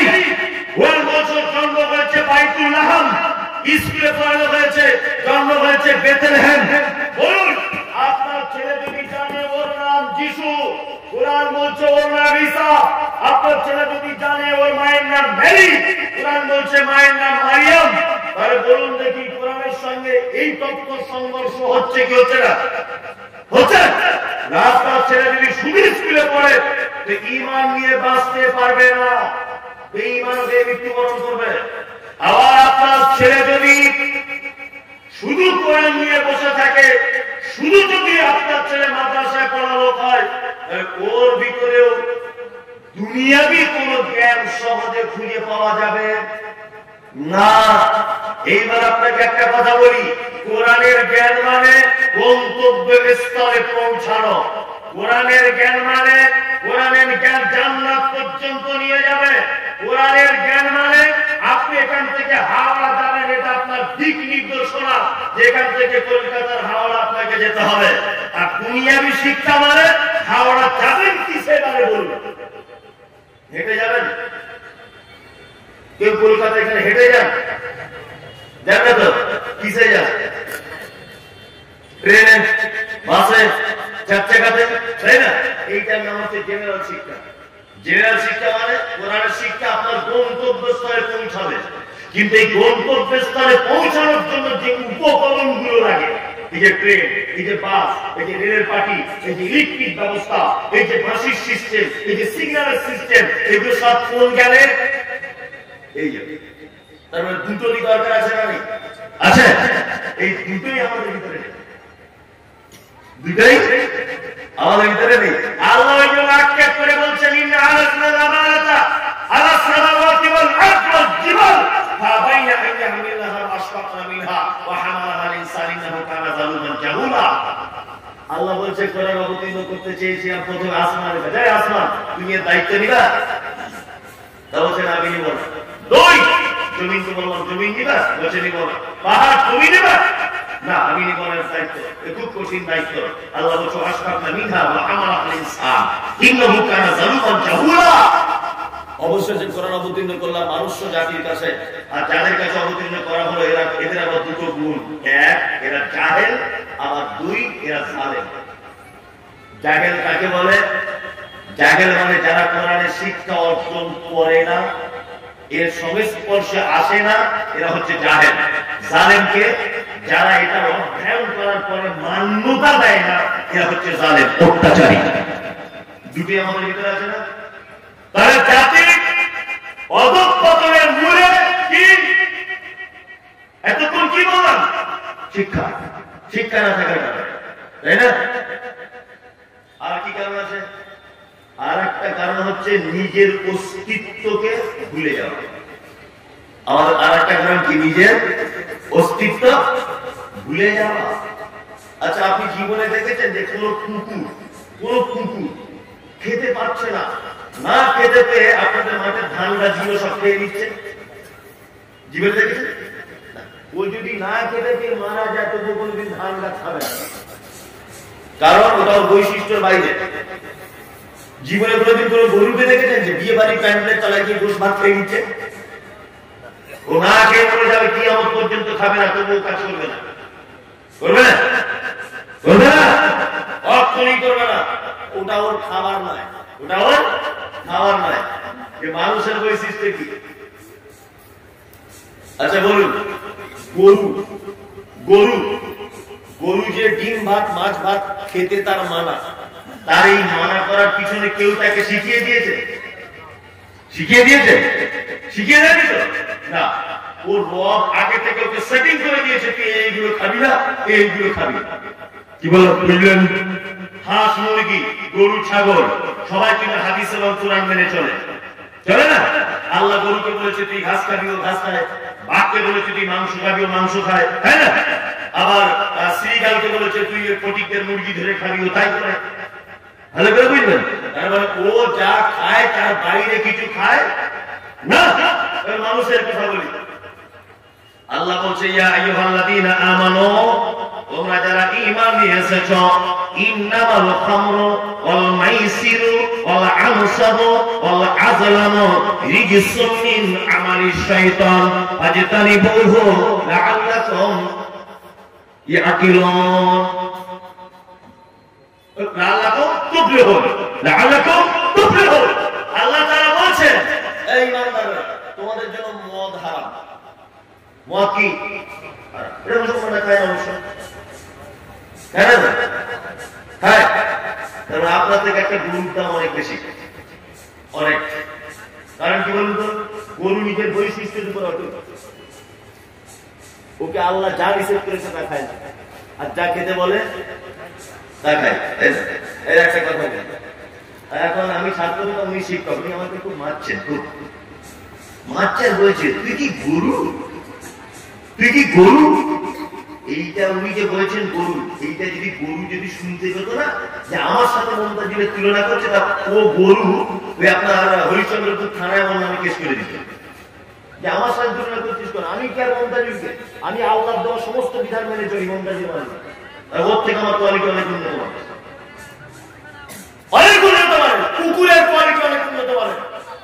কুকুর মরে যাবে তবুও কোনোদিন কাঁচা আলু দিয়ে খাবে না, খাওয়া নিষেধ, কোনদিন খাবে না। আপনি কুকুরকে দেন, কালকে একটা কলা ছেড়ে দেন, কুকুর খায়, ও না খেতে গিয়ে মারা যাবে, তবুও খাবে না। কারণ ও নিষেধ করার দ্বিতীয়টা খেতে পারবি না, তোর খাবার নয়। তোর খাবার কি? বাচ্চা ছেলে সকালবেলা রাস্তার ধারে পায়খানা করে গিয়েছে, বন্ধ করছে, খুব গিয়ে চেটে মেরে দেয়। যা, তোকে মেথরের ডিপার্টমেন্টে তৈরি করা হয়েছে, যত নোংরা আছে তুই খেয়ে সাফ করবি। মানবিকার মাদ্রাসায় জলসা হবে, গরুর গোস্ত খেয়ে চারিদিকে ফেলবে, খুঁজবে, বন্ধ হবে, বান্দা রোগে আক্রান্ত হবে। এই জন্য তোদের এই ডিপার্টমেন্টে বানিয়েছি। ওগুলো তো আর সেক্রেটারি পরিষ্কার করবে না, সে তো হেডমাস্টার। মমতাজ ইসলাম তো করবে না, তো বড় আলেম। হেড মাওলানা তো করবে না, সাইড লাগে। এইসব পরিষ্কার কে করবে? এক কাজ কর, কারু করার দরকার নেই, কুকুর তোকে বানিয়েছি।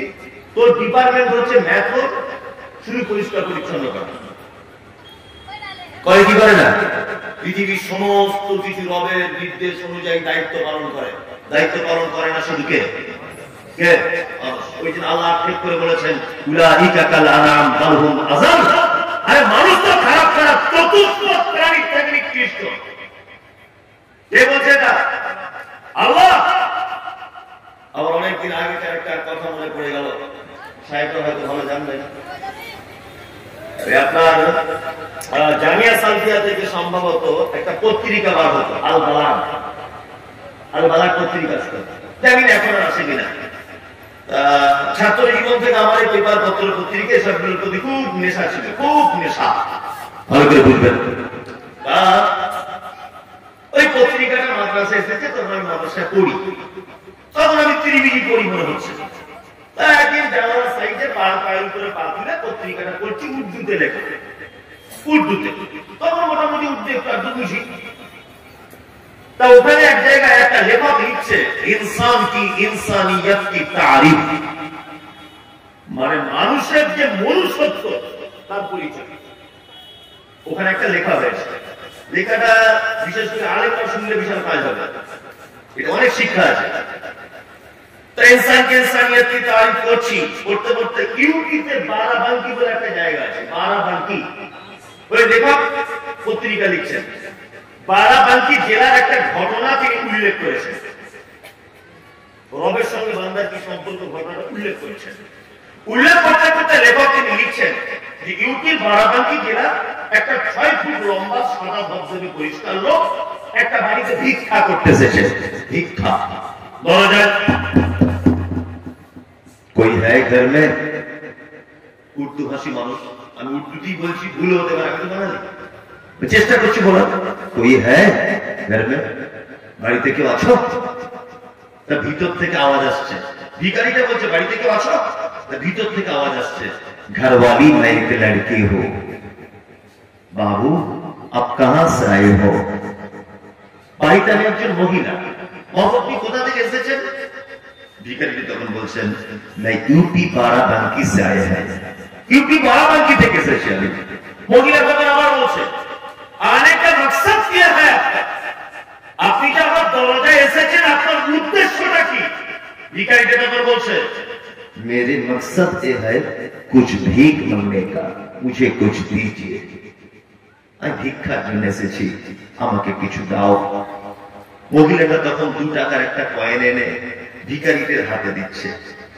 ভিখারিদের 2 টাকার কয়েনটা দেখে বলছে মা या बहन या बेटी सुन लो, मैं 2 रुपये की भीख नहीं मांग रहा हूं, सोने चांदी खेती बाड़ी की भीख नहीं मांग रहा हूं, मैं भीख मांगने आ रहा हूं इंसानियत की।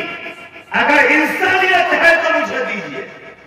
টাকা পয়সা বিল্ডিং বাড়া খেলা, তোমার জমি জায়গা, তোমার ব্যক্তিত্ব, তোমার সম্ভ্রান্ত, তোমার রাজপ্রাসাদ বাড়াকুঠি, আমি ভিক্ষা চাইতে আসেনি, ভিক্ষা চাইতে এসেছি মনুষ্যত্বর ভিক্ষা। মনুষ্যত্ব আছে তোমার কাছে, আর আমাকে কিছু দাও।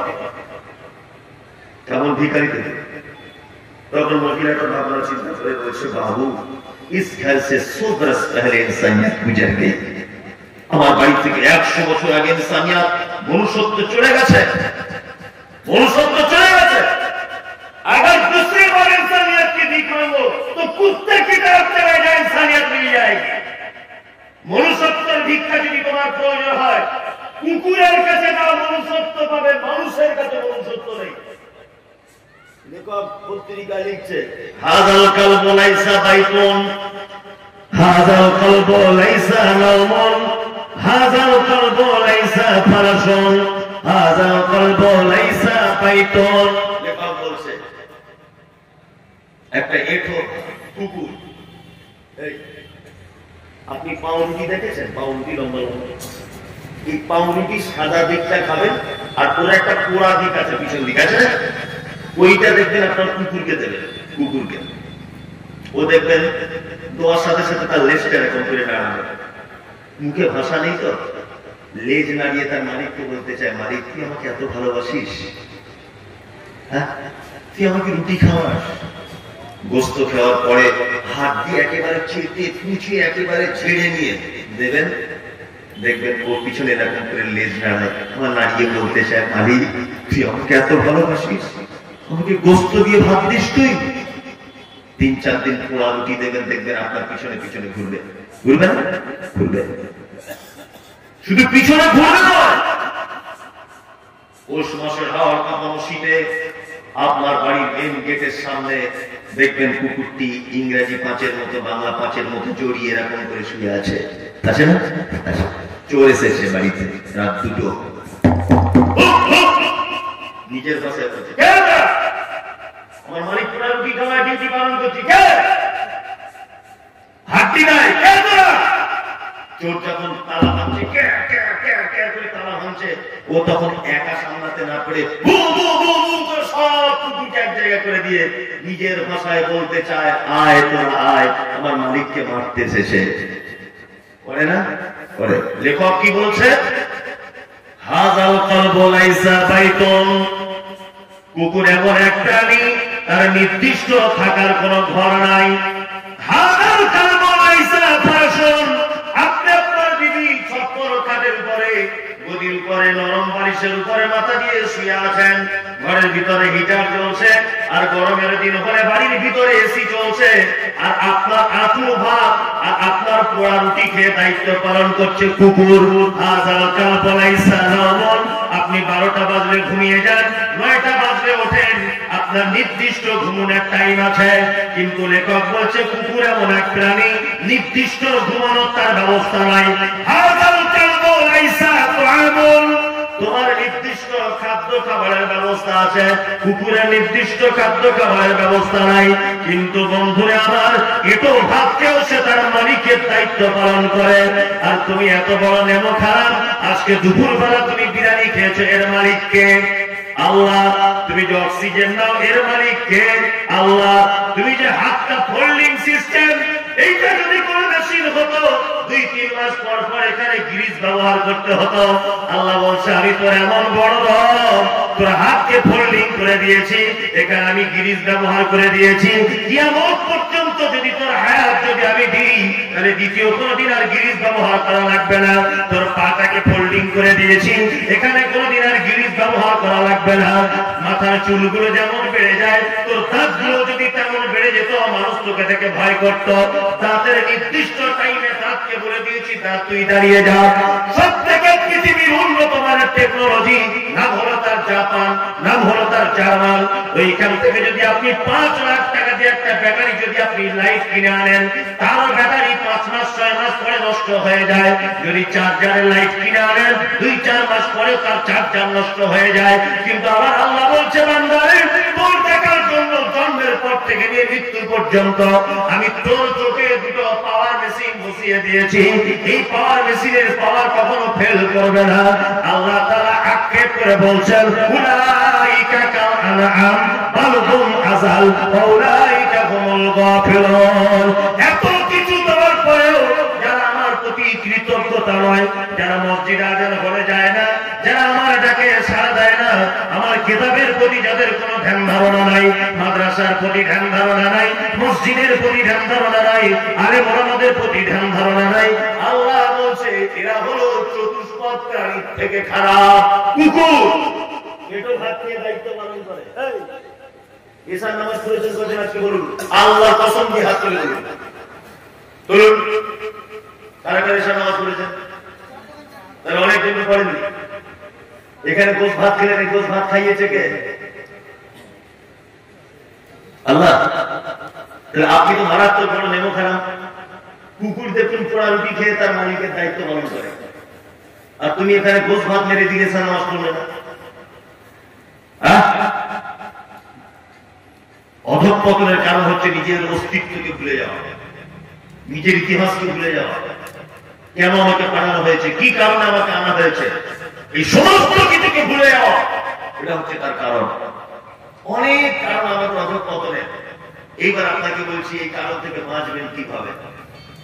এই আপনারা একটা প্রশ্ন করছি, উত্তর দেন তো আপনারা ভালো করে। এইখান থেকে এই যে ক্যামেরাটা আছে, এইটা ধরে নেন একটা নদী বা খাল, ভালো করে বুঝবেন, বা একটা কূপ, পানির কূপ। এর গর্ত হচ্ছে 1000 ফুট ধরে নেন। মুসলিমদের বর্তমানে বাঁচার পথ বলছি, এটা কত ফুট? 1000 ফুট তলায় নদী, আর এইটার ডিস্টেন্স ধরে নেন 10 ফুট। আর এইখান থেকে এইখান পর্যন্ত ঠিক একটা লতা পাতা গাছ লতিয়ে লতিয়ে মাথা থেকে ওই মাথায় গিয়ে। আচ্ছা, এখন আপনাকে যদি আমি বলি যে এই লতা পাতাটা ধরে বা তার উপরে বসুন, নিচে কিন্তু 1000 ফুট গর্ত। আচ্ছা বলুন তো, বসতে পারবেন? কলিজা কানা হয়ে যাবে, আর ছিঁড়ে গেলে বিপদ হয়ে একবার 1000 ফুট গর্তে চলে যাবে। আচ্ছা বলুন তো, পৃথিবীতে একটা প্রাণী আছে সে বসতেও পারে, বসে বসে দোল খেতেও পারে, গান গাইতেও পারে, একদম বিন্দাস। বলুন তো কোন প্রাণী? বলছে হনুমান। হনুমানের মাথা কথা বুঝতে পারে? একটু ভেবে চিনতে বলো। কি? পাখি। কি? পাখি। কারণ পৃথিবীতে একটা প্রাণী আছে যে কখনো কারোর উপরে নির্ভরশীল নয়, ডালের উপরে নির্ভর করে না। ডালের উপরে নির্ভর করে, ডাল ভেঙে গেলে কি আর ডাল থাকলে কি? ডাল আছে উড়ে পাবে, তাই না? ডাল আছে উড়ে পাবে। বানর, হনুমান, মানুষ ডালের উপরে নির্ভরশীল। ডাল ভেঙে গেলে কোমরে হাড্ডি ভেঙে যাবে, তাই না? কোমরে হাড্ডি ভেঙে যাবে। পাখি একটা মাত্র প্রাণী যে কখনো অপরের প্রতি নির্ভরশীল নয়, তাই না? এবার আপনাদেরকে একটা কথা বলি, চারিদিকে ভারতবর্ষে মুসলিমদের একটা বিশাল বড় একটা অত্যাচার চলছে, কি চলছে না? চলছে। আপনাদের কেন হচ্ছে এসআইআর? এসআইআর হচ্ছে, কোন টেনশন করবেন, ভয় নেই। যদি বলছেন কেন আপনি এত সহজ করে দিলেন, আমি বলছি তো ভয় নেই। আর আমার কথা মিলিয়ে রাখবেন, চুল পরিমাণ আমাদের কোনো ভয় নেই। আর এসআইআর হবেও না, এটা আপনি লিখে রাখুন 100% এই বলে দিয়ে গেলেন। যদি বলছেন যে আপনি কি সরকারি কোনো লোক না, এটা বুঝতে পারছি এসআইআর হবে কি হবে না। বিহারে 4 লক্ষ লোকের নাম বাদ গেল। কত লোক? 4 লক্ষ। 3 জন মাত্র রোহিঙ্গা আর 78 জন মুসলিম। কতজন? 3 জন রোহিঙ্গা, 78 জন মুসলিম। বাকি তারা, বাকি ওরা। এই 78 জনের নাম বাদ যেত না, 78 জনের নাম বাদ যেত না। আর এরা বাংলাদেশি না, আমাদের মুসলমানদের তো আর এক্সট্রা বদমাইশি আছে। হাদিস কোরআনে কত সুন্দর ছোটখাটো নাম আছে বাবা, এই নামগুলো রাখ। ছেলের নাম রাখছে মোহাম্মদ মশিয়ার রহমান সরকার তরফদার। আচ্ছা এই নাম কেউ লিখতে পারে? এই নাম লেখা সম্ভব? মশিয়ার রহমান সরকার তরফদার, মোহাম্মদ মশিয়ার রহমান সরকার তরফদার। আমার গ্রামের একটা লোকের নাম, অরিজিনাল বলছে, আমি মানিয়ে না। তা বলুন কোন অফিসার যদি এর নাম রেখে তার দাঁতটা সব ভেঙে পেটের মধ্যে ঢুকে যাবে কি না? আর একটা গন্ডগোল বলি, আমার নাম মমতাজুল ইসলাম, আমার ছেলের নাম রেখেছি তামিম শেখ। ও শেখ কোথা থেকে গেল? ও শেখ হলো কি? আমার নাম মমতাজুল ইসলাম, তো ওর নাম তামিমুল ইসলাম হবে, ওর নাম সাইফুল ইসলাম হবে, আশরাফুল ইসলাম হবে, ইসলাম হবে। আমার রেখেছি ইসলাম, আর ওর রেখেছি হক। মানে সচেতনতার অভাব। কি বলে বুঝলেন না? এবার আপনাকে একটা রিপোর্ট জানাই, বিহারে প্রায় 78 জন মুসলিমের নাম বাদ গেল।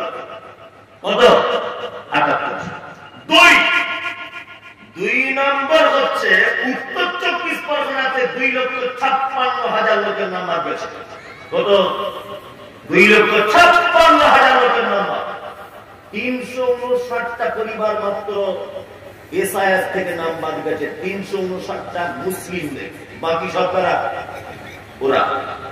এই যে একটা ভালো মানুষের ছেলে আছে শুভেন্দু অধিকারী, বিশাল ভালো ভালো মানুষের ছেলে। আমি তো গাল দিতে পারছি না, স্টেজ থেকে মাইকে তো দেওয়া যাবে না, সবাই শুনতে পেয়ে যাবে। এই যে শুভেন্দু অধিকারী, এই যে অমানুষ, এই অমানুষ বলছিল যা কিছু হচ্ছে এসব জেহাদি মুসলমানরা করছে, বুঝছেন? এদেরকে এসআইআর করে দেশ থেকে বার করে দিতে হবে। ভালো করে বুঝলেন? শুভেন্দু অধিকারীর গ্রামের পাশে 250টা পরিবারের নাম বাদ চলে গেছে, একটা মুসলিম নেই, সব হিন্দু। আর সবথেকে বড় কথা, শুভেন্দু অধিকারী তো দুই দেশের সম্পর্কের জন্ম। ওর মা তো বাংলাদেশের, বাপ ইন্ডিয়া, মানে জন্মই তো শিখে, ও তো 2 নম্বরই জন্ম। কি বলছি বুঝতে পারছেন? ও তো নিজে বলছে আমার মা এসেছে বাংলাদেশ থেকে আর আমার আব্বা ইন্ডিয়া। মানে 2 ধরনের জিনিস দিয়ে ওর জন্ম। ও আবার ভালো করে, ও কালকে মমতাকে চাটছিল, চটি চাটছিল, আজকে বিজেপি চাটছে, তারপরে দিন কংগ্রেসের চাটবে। ওর নিজেরই কোনো অস্তিত্ব নেই, আসলে ও মানুষ না অন্য কিছু। বলছি বুঝতে পারছেন না? জি। যদি বলছেন তাহলে এসআইআর হবে না, বলছেন কি করে হবে? সব তো ওদের নাম বাদ চলে যাচ্ছে। যাদের জন্য এসআইআর এর পরিকল্পনা করা হয়েছিল তারা তো ঠিক আছে। দেখুন অমিত শাহ স্বরাষ্ট্রমন্ত্রী 2-4 দিনের মধ্যে ঘোষণা করবে এসব বাদ দিয়ে দে, বাঁচিয়ে দেশ আমাদের নামই বাদ চলে যাচ্ছে। কেস তুলতে যাবে, সব থেকে বড় চক্রান্তকারীকে কে? আল্লাহ। সব থেকে বড় চক্রান্তকারীকে আল্লাহ। এসআইআর করে আমাদেরকে শাসন করার চিন্তা ভাবনা, এসআইআর করে এনআরসি করে আমাদেরকে দেশ থেকে তাড়ানোর পরিকল্পনা। ইতিহাস জানো? ইতিহাস বলে ভাই জানা নেই। একটা কথা বলে রাখছি, শুনে রেখে দেয়, আমরা তারা 1000 বছর এদের শাসন করার অভিজ্ঞতা আমাদের আছে। কি করে পাছার চামড়া তুলতে হয় এই ট্রেনিং আমাদের নেওয়া আছে। কারণ আমরা 180 বছরে ব্রিটিশদের দ্বারা নির্যাতিত হয়েছি, তারপরে আমরা হিন্দু মুসলিম আন্দোলন করে তাদেরকে দেশ ছাড়া করেছি। 1947 সালে 15 আগস্টে আমরা দেশ স্বাধীনতা লাভ করেছি।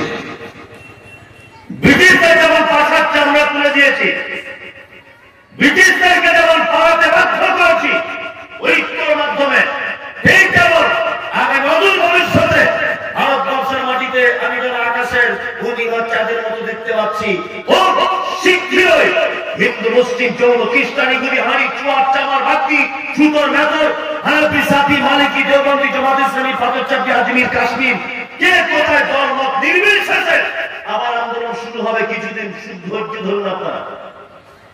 তার দৃষ্টান্ত বুঝতে পারছেন না? বাংলাদেশের মাটিতে কি হয়েছে? হাসিনা পালাতে রাস্তা পেয়েছে। নেপালের মাটিতে কি হয়েছে দেখতে পেয়েছেন? মন্ত্রীরা আন্ডার প্যান্ট পরে লাভ করছে নদীতে, দেখেছেন না? সারা ভারতবর্ষের 14 নম্বর প্রধানমন্ত্রী নাম হলো তার নরেন্দ্র মোদী। মানে এর মতো চালাক প্রকার জগতে কেউ নেই। একটা জায়গায় খুব কঠিন করে ধরেছে, কিছু হলেই সেটি বলছে হিন্দু আর মুসলিম, হিন্দু আর মুসলিম, হিন্দু খাতরে নেয়, খাতরে নেয়। আরে 70% তোমরা হিন্দু, তোমরা খাতরাতে আছো, তাহলে নিশ্চয়ই তোমাদের দেশ চালানোতে কোনো দোষ আছে। দেশটাকে আলিম ওলামাদের হাতে তুলে দাও, দেখি হিন্দুরা নিরাপদে থাকে কিনা থাকে, বেশি থাকে কিনা থাকে। তোমাদের থেকে অভিজ্ঞতা আমাদের অনেক বেশি। একটা কথা বলে দিই, শুনে রেখে দাও। আপনারা জানেন যে বাংলাদেশের শেখ হাসিনা আলিম ওলামাদের প্রচুর অত্যাচার করেছে, করেছে না? করেছে। আল্লামা দেওয়ার হোসেন সাইদি সারা পৃথিবীর এক বিখ্যাত মুফাসসির কোরআন। যদিও তিনি যখন তাফসীর করেছেন হয়তো কিছু হাদিস এখনকার দিনে এসে জাহাজী করে প্রমাণ হয়েছে, আল্লাহ ওনাকে ক্ষমা করুন। তবু উনি একজন বিশাল বড় জ্ঞানী মানুষ ছিলেন। তখন কম্পিউটার ছিল না, যাচাই বাছাই করে কোনো মানে কম্পিউটার ল্যাপটপের ব্যবস্থা ছিল না, তারপরেও যে তিনি গবেষণামূলক কথাগুলো বলতেন, আল্লাহু আকবার, একজন মুফাসসির কোরআন। আপনারা জানেন সারা বাংলাদেশে এই মুহূর্তে একজন প্রখ্যাত ইসলামিক চিন্তাবিদ, একজন আলেম, শাইখুল হাদিস, নাম আব্দুর রাজ্জাক বিন ইউসুফ হাফিজাহুল্লাহ। 5000 কোটি টাকা মামলাতে ফাঁসানো হয়েছে। আপনারা জানেন বাংলাদেশে একজন প্রখ্যাত আলেম, উনি কোন মাযহাব কোন মতদর্শের উপরে দাঁড়িয়ে থাকেন এটা আমার জানার দরকার নেই। ডক্টর মিজানুর রহমান আজহারী। দেশে থাকতে দেওয়া হয়নি হাসিনা সরকারের আমলে, থাকতে দেওয়া হয়েছিল? হয়নি। আপনারা জানেন বাংলাদেশের প্রখ্যাত আলেম ডক্টর আসাদুল্লাহ গরিব, ওনাকে পর্যন্ত বাংলাদেশের জেলখানার ছোট্ট কুঠির ভিতরে দিন রাত কাটানো হয়েছে। আপনারা জানেন আলেম ওলামাদের কাহিনীরা ঘরের ভিতরে ধ্বংস করা হয়েছে, মারা হয়েছে, সব ইতিহাস জানেন। যখন সারা ভারতবর্ষে হিন্দু মুসলিম সমস্ত রাজনৈতিক দল যখন ঐক্যবদ্ধ হবে হাসিনা সরকারের বিরুদ্ধে যখন আন্দোলন শুরু করে দিল, যখন দেশের সেনারা হাত তুলে দিল, সরকারকে নয় দেশ ছাড়তে হবে, নয় জনগণকে মেনে দিতে হবে, নয় আমরা আমাদের দায়িত্ব থেকে অব্যাহতি জানাচ্ছি, ঠিক সেই মুহূর্তে রাতারাত্রি হেলিকপ্টারে করে চলে এলেন দাদার কাছে। কি বললাম বুঝলেন না? দাদার কাছে চলে এলেন। বাংলাদেশের এই রিসেন্ট ইউনূস সরকার, ডক্টর ইউনূস সরকার, তিনি বাংলাদেশের সরকার শেখ হাসিনাকে ফাঁসি রায় দিয়ে দিয়েছেন। ওই জন্য আপনাকে বলি, শুনে রেখে দেন, কোরআনের বিরুদ্ধে যারা কথা বলেছে, আলেম ওলামাদের বিরুদ্ধে যারা কথা বলেছে, ইসলামের বিরুদ্ধে যারা দাঁড়িয়েছে, সাজা হয়তো দেরিতে হয়েছে, তবে হবেই। তার জনপ্রিয় প্রমাণ শেখ হাসিনা বাংলাদেশের জনপ্রিয় প্রমাণ। নমরুদ টিকতে পারেন ইতিহাস বলে, ফেরাউন টিকতে পারেন ইতিহাস বলে, পৃথিবীর ইসলামের বিরুদ্ধে যারা দাঁড়িয়েছে, আবু জাহেল টিকতে পারেন ইতিহাস বলে, আবু লাহাব টিকতে পারেন ইতিহাস বলে, আব্দুল ইবনে উবাই টিকতে পারেন ইতিহাস বলে, শেখ হাসিনা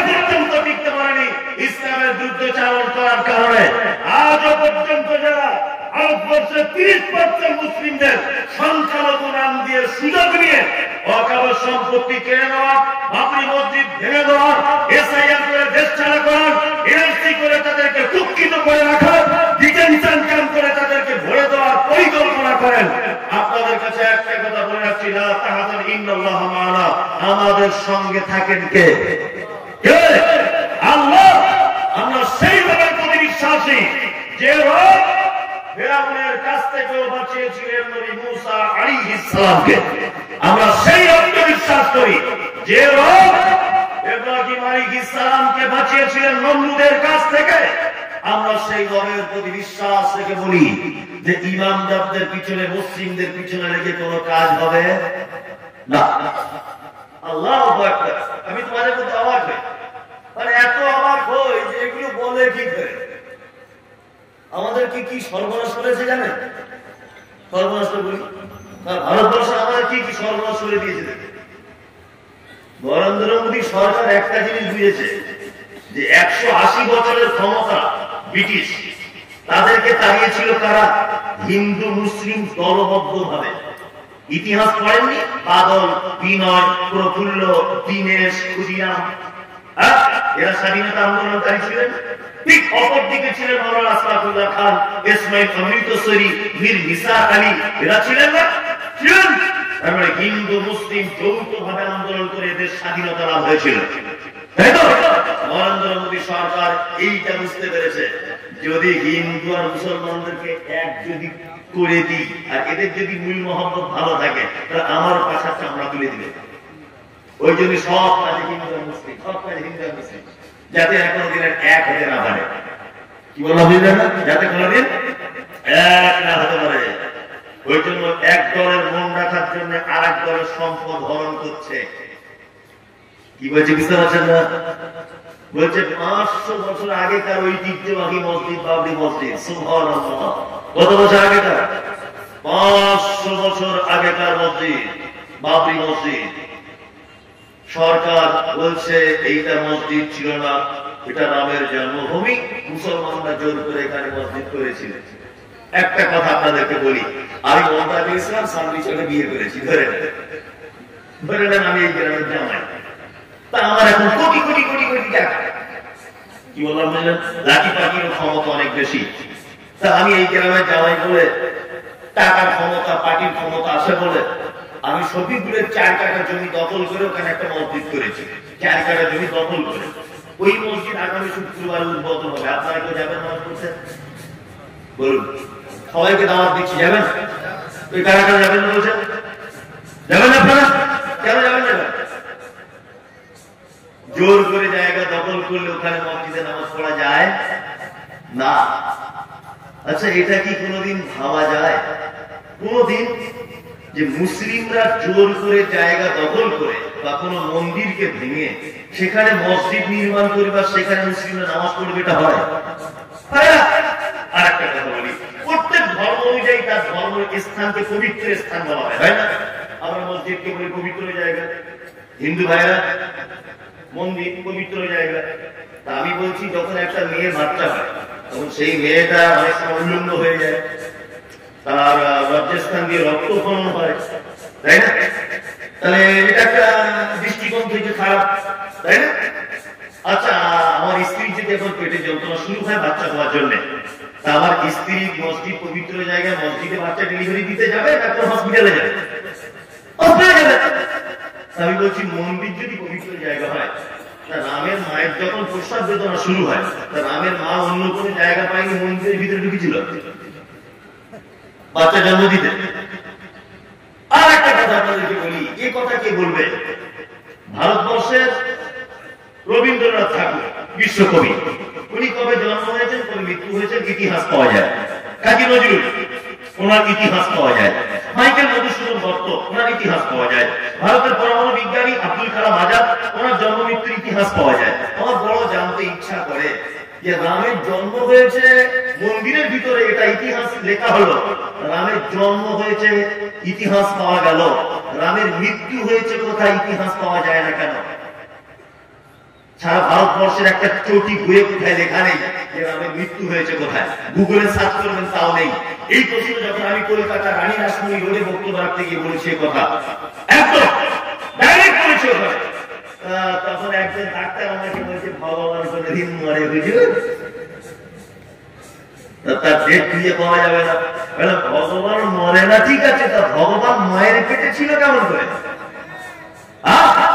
মায়ের পেটে কেমন করে থাকে ভগবান? আশ্চর্য বললাম। এদিক এদিক করে বাবরি মসজিদটাকে নিয়ে দিল। ভালো করে বুঝবেন, বাবরি মসজিদ নেওয়ার পরে আবার রাজনীতিতে কিছু করতে হবে। আর ও নরেন্দ্র মোদী সরকার কি পরের জিনিসের লোভ বেশি, নিজের বইয়ের খোঁজ খবর হাসিনার সাথে খুব কৃত, বুঝলে না? ও পরের জিনিসের উপরে লোভ বেশি হচ্ছে, নিজের মাল পছন্দ হয় না। কি বললাম বুঝলেন? ওই জন্য দেবত্ব সম্পত্তি আছে হিন্দু ভাইদের, দেবত্ব সম্পত্তি লক্ষ লক্ষ বিঘা জমি, ওই সম্পত্তিতে টার্গেট নেই। টার্গেট কোথায়? ওয়াকাফ সম্পত্তিটা নিতে হবে, ওইটা একবার ওয়াকাফ সম্পত্তিটা নিয়ে নিতে হবে। আল্লাহ, আপনারা জানেন ইতিহাসকে বলবে ব্রিটিশরা এদের শাসন করেছে 180 থেকে 200 বছরের কাছাকাছি, তখনও কিন্তু ওয়াকাফ ছিল। ভালো করে বুঝবেন, ওয়াকাফটা ছিল কিভাবে? এলোমেলো। তবে ব্রিটিশদের একটা বৈশিষ্ট্য ছিল যে ব্রিটিশরা ওয়াকাফ সম্পত্তিতে হস্তক্ষেপ করেনি। ভালো করে বুঝবেন, মুসলিমদেরকে কিছু দিতে পারেনি, কিন্তু মুসলিমদের সম্পদ নষ্ট তারা করেনি। 1947 সালে 15 আগস্টে যখন দেশ স্বাধীনতা লাভ করে, ভালো করে বুঝবেন, 1947 সালে দেশ স্বাধীন হলো, 1957 সালে এসে ফার্স্ট টাইম কংগ্রেসের বিরুদ্ধে ওয়াকাফকে বোর্ড হিসেবে গঠন করা হয়। যে সম্পত্তিটা এলোমেলো করা আছে, 1957 সালে এসে কংগ্রেসের বিরুদ্ধে এইটাকে একটা বোর্ডের মাধ্যমে পরিচালনা করার ব্যবস্থা করা হয়। সেই থেকে নিয়ে 2024 সাল 23 সাল পর্যন্ত, 24 সাল পর্যন্ত সেই 1947-57 সালের আইন অব্যাহত তো ছিল এবং সেই মোতাবেক বোর্ড দ্বারাতেই পরিচালনা হচ্ছিল। এখন এ দেশের সরকার এসে সব চিন্তা ভাবনা গবেষণা করে দেখছে যে ভারতবর্ষের দ্বিতীয় ইনকামের রাস্তা হচ্ছে মুসলিমদের ওয়াকাফের সম্পত্তি। ভালো করে বুঝবেন, কত সম্পত্তি, কত সারা ভারতবর্ষের ইতিহাস বাতিয়ে যান। সারা ভারতবর্ষের নলেজ আমার অতটা নেই। আমি যে বাংলাতে বসবাস করি, বাংলাতে জানেন পশ্চিম বাংলাতে ওয়াকাফের যে সম্পত্তি আছে, এই সম্পত্তির পার বছরে ইনকামের যে রাস্তা বা ইনকাম যা হয়, তাতে করে প্রায় 800 কোটি টাকার কাছাকাছি প্রত্যেক বছর ইনকাম করা সম্ভব। 800 কোটি টাকা। রাজ্য সরকার মমতা ব্যানার্জি ইমাম সাহেব মুয়াজ্জিনদের ভাড়া দেন 230 কোটি টাকা। বাকি টাকা যায় কোথায়? মমতা তো আজকে 5 বছর আগে ভাতা চালু করেছেন বা 6 বছর আগে, এর আগে বামফ্রন্টের আমলে 1 টাকা খরচা করা হয়নি। আমাদের যে প্রত্যেক বছরে কলকাতার সম্পত্তির ইনকাম 800 কোটি টাকা, যদি এই সমস্ত সম্পদগুলো মুসলিম মানে মুসলিমদের মাঝখানে যদি খরচা করা হতো, তাহলে মুসলিমরা আজকে চাঁদে জায়গা কিনতে সক্ষম হতো। গোদা বাংলায় বলছে না, হাজী মোহাম্মদ মহসিন আজ থেকে 97 বছর আগে, আজ থেকে 110 বছর আগে হাজী মোহাম্মদ মহসিন তার নিজস্ব সম্পদ, তার বোনের কাছ থেকে পাওয়া সম্পদ, তার নিজের শ্বশুরের সম্পদ মিলিয়ে আজ থেকে 100-150 বছর আগেকার ইতিহাস বলছি, তখনকার দিনে 200 কোটি টাকার কাছাকাছি মুসলিমদের জন্য ওয়াকফ সম্পত্তি দান করেছিলেন। তার বর্তমান মূল্য 12 লক্ষ হাজার কোটি টাকার কাছাকাছি। এই সম্পত্তি গেল কোথায়? আমরা এসআইআর করে দেশ ছেড়ে চলে যাবো, তোমার পাশারটা আমরা তুলে দিব। সারা দেশে আমার সারা দেশের রক্ত ছোঁয়া আজ পর্যন্ত আছে। সারা দেশের লালকেল্লা পড়ে আছে, বাবরি মসজিদ পড়েছিল, আমাদের হাজারদুয়ারি পড়ে আছে, তাজমহল পড়ে আছে, কুতুব মিনার পড়ে আছে, দিল্লি জামে মসজিদ পড়ে আছে। সারা ভারতবর্ষের ঐতিহ্যবাহী সমস্ত সম্পদ আমাদের রাখা আছে। হায়দ্রাবাদের চারমিনার পড়ে আছে, কলকাতার নাখোরা মসজিদ, কলকাতার টিপু সুলতান মসজিদ, মালদার আদিনার মসজিদ, সমস্ত মুসলিমদের ঐতিহ্যবাহী সম্পদ এত কিছু চোখের সামনে ভাসার পরেও যারা বলছে এসআইআর করে দেশ ত্যাগ করতে হবে, তাদেরকে সবুজ চশমা খুলে দেওয়ার দিন এসেছে। আগামী দিন হিন্দু মুসলিম যৌথ আন্দোলন করে এদের পাছার চামড়া ছাড়ানো হবে। মাথায় রাখবেন এটা, মাথায় রাখবেন। কি অবস্থা সম্পত্তিটা নিয়ে গেল। আমি তো কলকাতার ইতিহাস গুগলে সার্চ করলাম, যদি না সত্য প্রমাণ হয় তা আমি আপনার কাছ থেকে কান ধরে 3 বার উদ্ঘোষ করে চলে যাবো। একটা কথা যদি আমি ভুল বলে থাকি, তারপরে আমি মানুষ কোন তত্ত্ব ভুল হয়ে যেতে পারে। আপনি গুগলে সার্চ করুন, এক্ষুনি সার্চ করুন। কলকাতা মমতা ব্যানার্জি সরকার যখন বিল পাস করে দিল, একটা পদ্ধতি চালু করলো, ইমামদেরকে নেতাজি ইন্ডোর স্টেডিয়ামে ডেকে যখন বললো যে ইমাম সাহেবদের ভাতা দেওয়া হবে, মুয়াজ্জিনদের ভাতা দেওয়া হবে, সঙ্গে সঙ্গে কেস করে দিল হাইকোর্ট। কেন? বলছে কেন মুসলমানদেরকে ইমাম সাহেবদের দেওয়া হবে, পুরোহিতরা কেন পাবে না? তা পুরোহিতের আছে কি দেওয়া পাবে? ওই কি কিছু আছে? আমাদের তো অনেক কিছু আছে। আমরা পুরোহিতরা পাবে না করে কেস করে দিল। হাইকোর্ট রায় দিয়ে দিবে, এটা অসাংবিধানিক, চলবে না। রাজ্য সরকার, আমি তো রাজনৈতিক কথা বলি না, আমি রাজনৈতিক লোক নয়, আমি রাজ্য সরকারকে অসংখ্য ধন্যবাদ জানাই যে তিনি কথা বলেছিলেন পেপারে, আমি আনন্দবাজারে পড়েছি, তোর ডাক শুনে যদি কেউ না আসে এক রাত চলো রে। কোর্টটি বললো না বললো আমি দেখতে চাই না, আমি একাই ইমাম সাহেবদের বেতন দেবো বলেছি, দেবো।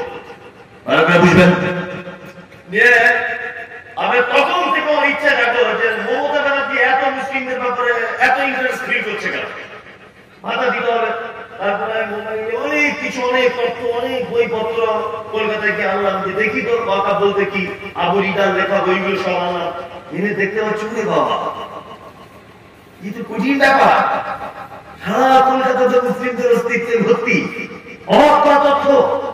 এই যে আকাশবাণী কলকাতা যে খবর আপনারা শোনেন, এটা তো মুসলিমদের ওয়াকফের সম্পত্তিতে রয়েছে। কলকাতা নেতাজি সুভাষচন্দ্র বিমানবন্দর, এই বিমানবন্দরে আপনি যদি যান কখনো, বিমানবন্দরের প্রাচীরের সাইড দিয়ে একটা বনগা রোড গেছে, বনগা রোড। এই রোডের একটুখানি গিয়ে দেখবেন ওখানে ওই সিদ্দিকুল্লাহ চৌধুরী যে রাজনীতি করেন, ওনার শ্বশুর আবু তাহের, ওনার একটা মাদ্রাসা আছে। ওই মাদ্রাসার অপোজিটে, মানে এয়ারপোর্টের ভিতরে পাঁচিলে তাকিয়ে দেখবেন যে ভিতরে একটা ছোট্ট মসজিদ আছে। কেউ দেখেছেন কোনোদিন? দেখেননি? এটা দেখবেন এয়ারপোর্টের প্রাচীরের ভিতরে, যেখানে প্লেন নামে রানওয়ে, তার থেকে 40-50 কিলোমিটার ডিস্টেন্স একটা মসজিদ আছে। আমি বলছি প্রাচীরের ভিতরে মসজিদ গেল কি করে? কি করে গেল? নিশ্চয় ওখানে কোন মুসলিমরা বসবাস করত, মুসলিম কোন বস্তি ছিল ওখানে, পরবর্তী তাদের ঘটিয়ে দেওয়া হয়েছে। কি বললাম? তদন্ত করে দেখলাম প্রায় 47 থেকে 48 একর জমি এয়ারপোর্টের ভিতরে শুধু মুসলিমদের। ভাবতে পারেন আপনি? দাদা, তুমি আমার বুকের জমির উপরে প্লেনে করে নাও, আমাকে সাহেব করে বার করবে? আমার বুকের উপরে তোমার প্লেন নামে তুমি বার করবে? টিপু সুলতান মসজিদ আপনি দেখুন, মুসলিমদের ওয়াকফের সম্পত্তি, তার আশেপাশে যত যা কিছু দোকানপাট আছে সব ওয়াকফের সম্পত্তি। তারা কলকাতা ইস্ট বেঙ্গল ক্লাব তাদের, মুসলিমদের ওয়াকফের। মোহনবাগান ক্লাব তাদের, মুসলিমদের ওয়াকফের। আপনার তারপরে যে আরিফুল আবহাওয়া দপ্তর, মুসলিমদের ওয়াকফের সম্পত্তিতে আছে। তারপরে আপনি দেখুন আপনার ওই শহীদ মিনার, মুসলিমদের ওয়াকফের সম্পত্তিতে আছে। সবথেকে আশ্চর্য কথা সেটা হচ্ছে এই যে কলকাতার হাইকোর্টটা মুসলিমদের ওয়াকফ সম্পত্তির উপরে নথি পাওয়া যাচ্ছে। আর একটা আশ্চর্য কথা বলি, কলকাতায় একটা জায়গা আছে, সেই জায়গাটা সিনেমা তৈরি হয়। জায়গাটার নাম হচ্ছে কি? টালিগঞ্জ। ওই যে বলে টলিউডের সিনেমা, বলে না টালিগঞ্জ। এই জায়গাটা আসল নাম টালিগঞ্জ নয়। আপনি সার্চ করুন মোবাইলে, তার পৃথিবী মোবাইলে চলে এসছে। বিজ্ঞান প্রযুক্তি উপহার দিয়েছে আমাদের। আসলে জায়গাটার নাম টালিগঞ্জ নয়, জায়গাটার নাম হচ্ছে টি আলীগঞ্জ। যার ফুল ফর্ম হচ্ছে তাগের আলীগঞ্জ। বেঈমান বিশ্বাসঘাতকেরা তাগের আলীগঞ্জ রাখলে লজ্জা লাগবে বলে টালিগঞ্জ নাম দিয়ে পরিবর্তন করে দিয়েছে। মিথ্যুক, আমাদেরকে দেশ ছেড়ে চলে যেতে হবে। এবার একটা কথা আপনাকে বলি, ওয়াকফ সম্পত্তিটা চলে গেল, তারপরে কি করতে হবে? এনআরসি করে দিতে হবে। আর এনআরসি 12টা বেজে গেল, তারপরে ডিটেনশন ক্যাম্প, ওটারও 12টা বেজে গেল। এখন লাস্ট যে রাজনীতি, লাস্টের বিহারের ভোটের আগে রাজনীতি হচ্ছে এসআইআর করতে হবে। কি বললাম বুঝলাম? আর একটা গোপন তথ্য বলে দিই আপনাদেরকে, এটা আমি প্রথম দিন বলেছি যেদিন ঘটে। কিছু মুসলমান যুবক ছিল রক্ত গরম, তো এরা বুঝে না কিছু। এই যে আইলা মোহাম্মদকে বুকে ফেস্টুন টাঙিয়ে যাদেরকে অ্যারেস্ট করা হয়েছিল, মুসলমান কিছু যুবক বলেছে, ওরে বাবা, আমাদের মুসলমানগুলোকে ধরলো, মোহাম্মদের নাম লিখেছে বলে। এরা বড় বড় ফেস্টুন সব রাস্তাতে টাঙিয়েছে এখানে ওখানে। দেখেছেন আপনারা এগুলো? কে টাঙাতে বলেছে তোমাকে? তোমার মাথাতে বুদ্ধি আছে? আমি প্রথম যেদিন এই ঘটনা ঘটে সেদিন বলেছি, প্রথম আই মুমতাজ ইসলাম সারা বাংলা প্রথমে কথা বলেছি আমি সোশ্যাল মিডিয়াতে, যে আইলা মোহাম্মদ লিখে যাদেরকে অ্যারেস্ট করা হয়েছে মুসলিম দেখানো হচ্ছে, একজন তারা কেউ মুসলিম না, সব আরএসএস এর লোক। সত্যি প্রমাণ হয়ে গেল।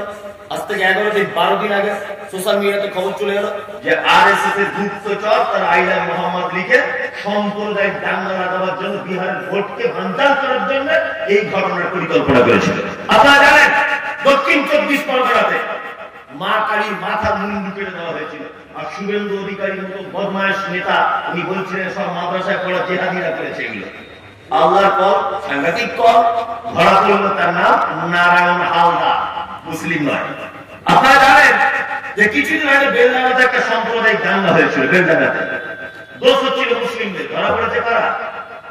একজন মুসলিম নয়। আপনারা জানেন জঙ্গিপুরে সাম্প্রদায়িক দাঙ্গা লেগেছিল কিছুদিন আগে, একজন মুসলিম ধরা পড়ে নেই।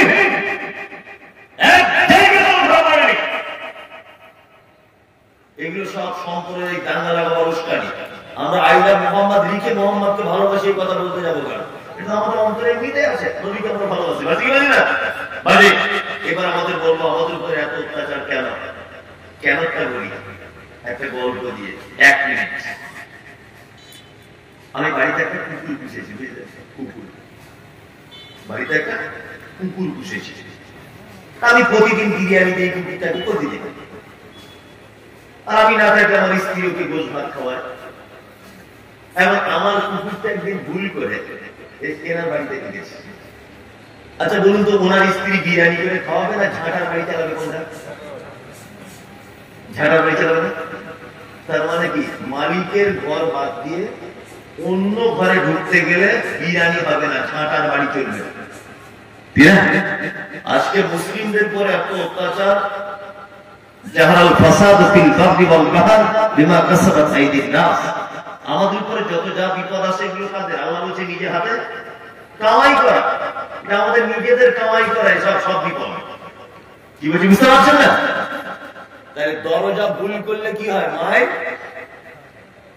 খেতে হয়, তাই না? আমরা কি দরজা ঠিক দরজায় ঢুকছি? তো ঠিক দরজা আছি? ঠিক দরজা আছি বলে মনে হয়? ওর দরজা ভুল পথে চলছে, ভুল পথে চলছে। এই দেখে আমার দিকে ফিরুন, চুল কেটেছে এইরকম করে একটা ছাঁট, এইদিকে একটা লাল, এদিকে কালো, এদিকে সাদা। আচ্ছা এই দরজা নিশ্চয়ই মোহাম্মদ সাল্লাল্লাহু আলাইহি ওয়াসাল্লাম, মোহাম্মদ সাল্লাল্লাহু আলাইহি ওয়াসাল্লাম না?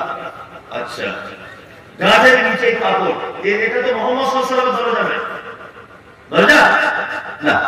বাম হাতে পানি পান করছেন, এটা তো মোহাম্মদ সাল্লাল্লাহু আলাইহি ওয়াসাল্লামের দরজা নয়, দরজা না।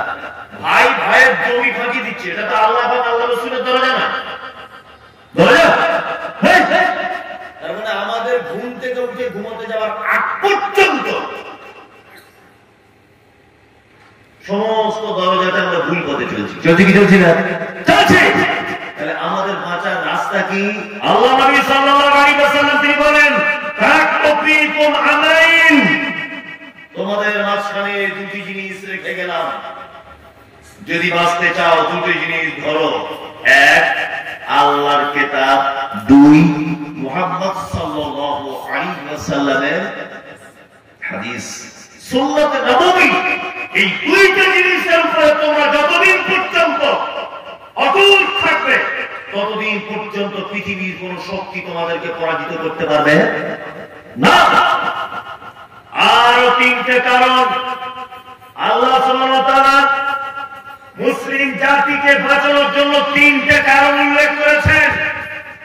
1, আল্লাহ বলছে ওয়াসলিহু যাতা বাইনিকুম, তোমরা আপোষের মধ্যে কখনো ঝগড়া মারামারি করবে না। আপোষে আমরা আপোষে মিল আছি, মিল নেই। আতিউল্লাহ, সর্বক্ষেত্রে আল্লাহর আনুগত্য আনুগত্য করবে, আর রাসূল আর রাসূলের আনুগত্য করবে। এখানে আল্লাহ সুবহানাহু ওয়া তাআলা ইন কুনতুম মুমিনিন, যদি তোমরা মুমিন হয়ে থাকো, এই আয়াতটা মূলত অবতীর্ণ হয়েছে বদর যুদ্ধকে কেন্দ্র করে। বদর যুদ্ধকে কেন্দ্র করে। বদর যুদ্ধতে মুসলিম সৈন্য ছিল কত? 313 জন, আর মুশরিকরা 1000। এই যুদ্ধে যখন মুসলিমরা যখন জয়লাভ করলো, তখন মুশরিকদের ফেলে যাওয়া গনিমতের মাল মুসলিমরা এক জায়গায় জমা করলো। এই মাল ভাগ করা নিয়ে সাহাবীদের ভিতরে মতৈক্য হলো। সাহাবীদের ভিতরে মতবিরোধ। কেউ কেউ বলছে এই মালটা আমাদের, কোন কোন সাহাবী বলছে আমরা ওদেরকে তাড়া করে ময়দান ফাঁকা করেছি আমাদের, কেউ কেউ সাহাবী বলছে আমরা আল্লাহর নবীকে ঘাত করেছি, এই মাল আমাদের। আল্লাহ নবীর কাছে বিচার জানানো হলো। আল্লাহ নবী সাল্লাল্লাহু আলাইহি ওয়াসাল্লাম বিচার করে দিলেন আল্লাহ নিজে। ইয়াসআলুনাকা আনিল আনফাল কুল আনফাল লিল্লাহি ওয়া রাসূল। এই মাল তোমাদের কারণে আল্লাহ এবং তার রাসূলের। ফাত্তাকুল্লাহ, আল্লাহকে ভয় করো। ফাসরিহু জাতা বাইনিকুম, আপসের মধ্যে ঝগড়া মারামারি বন্ধ করো। আতিউল্লাহ, আল্লাহর আনুগত্য করো। আর রাসূল, রাসূলের আনুগত্য করো। ইন কুনতুম মুমিনিন, যদি তোমরা মুমিন হও। এইবার এই আয়াতটাকে নিয়ে আপনাকে 2 মিনিট একটা কথা বলে দিই।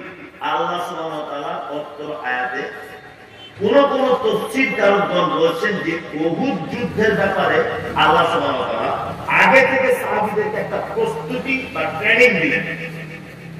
কারণ বদর যুদ্ধ হয়েছিল 3 হিজরিতে। 3 হিজরিতে কোন যুদ্ধ? উহুদ। 3 হিজরিতে উহুদ।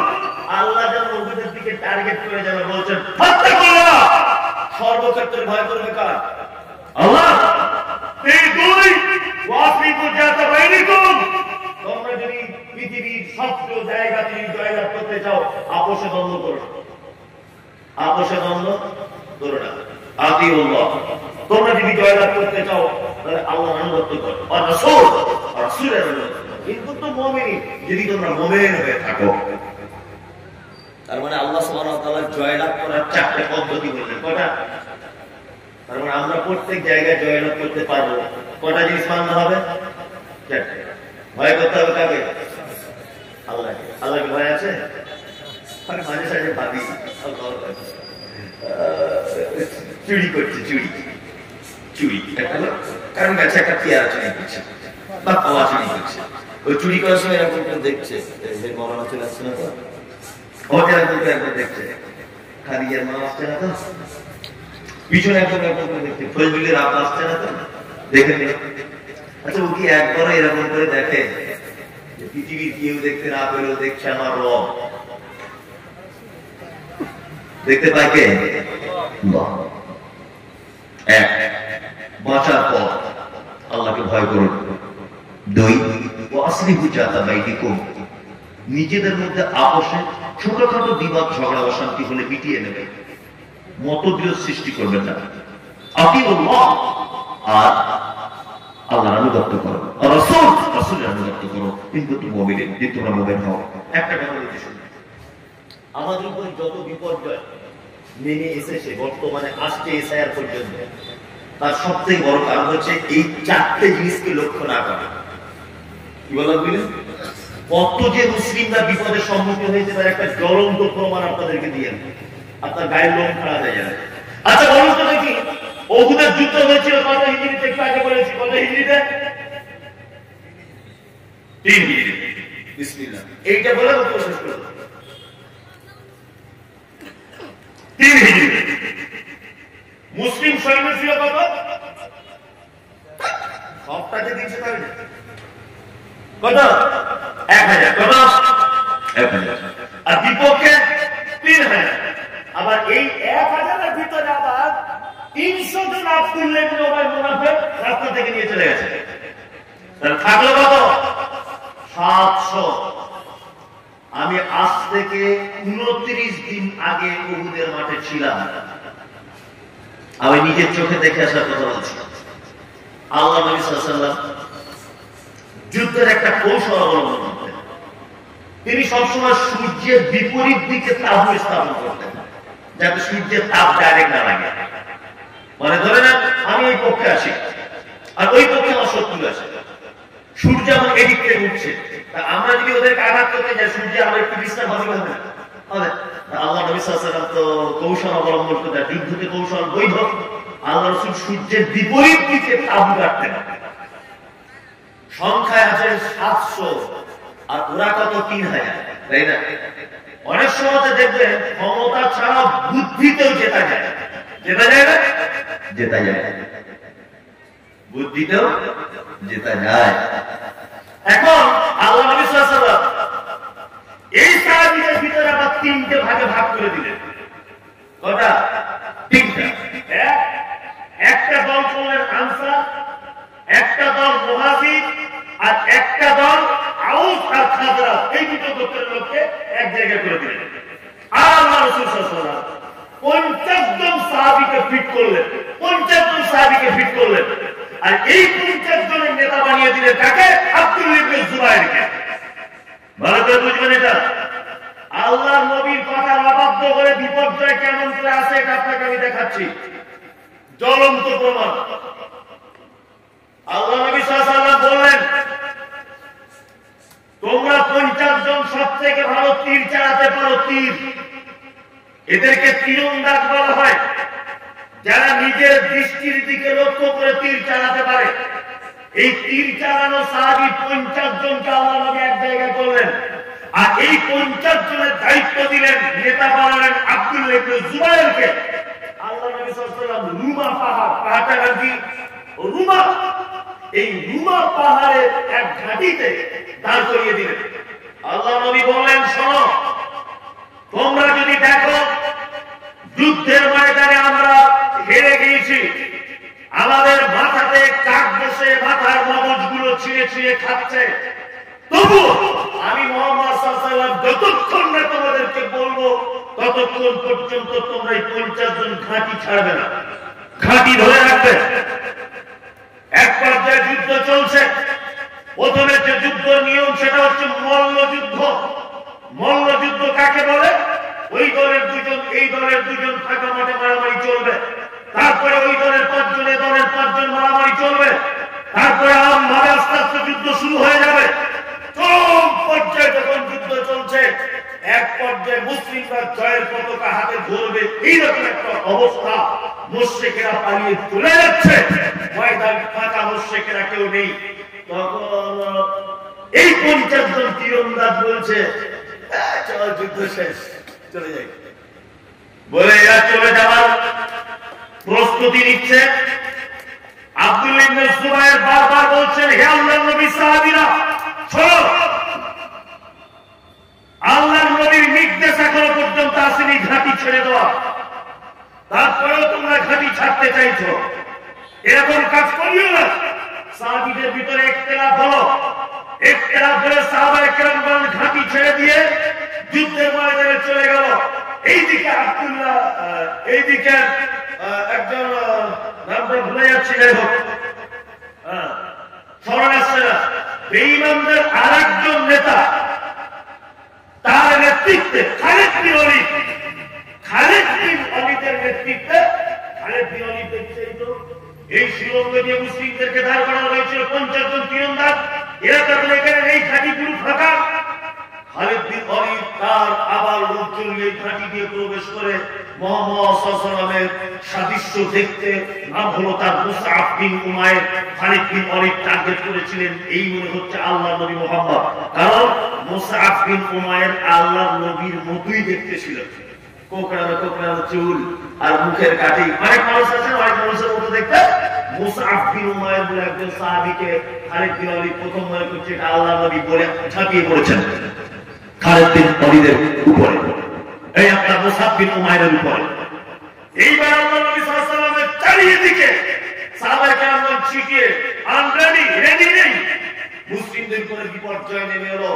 এক পর্যায়ে মুসলিমরা সেই যুদ্ধেতে পরাজয় স্বীকার করে নিল এবং আল্লাহ নবী সাল্লাল্লাহু আলাইহি ওয়াসাল্লামের 70 জন তরতাজা ইমানদার নিরীহ সাহাবীরা শহীদ হলেন। মুসআব বিন উমাইর, আব্দুর রহমান ইবনে আওফ, মুহাম্মদ সাল্লাল্লাহু আলাইহি ওয়াসাল্লামের চাচা হামজা রাদিয়াল্লাহু তাআলা আনহু। একটা কথা অমান্য করার কারণে যদি উহুদের ময়দানে পরাজয় আসতে পারে, তাহলে আমরা একদিনে আল্লাহ নবীর কত কথা অমান্য করি বলবো? কত কথা?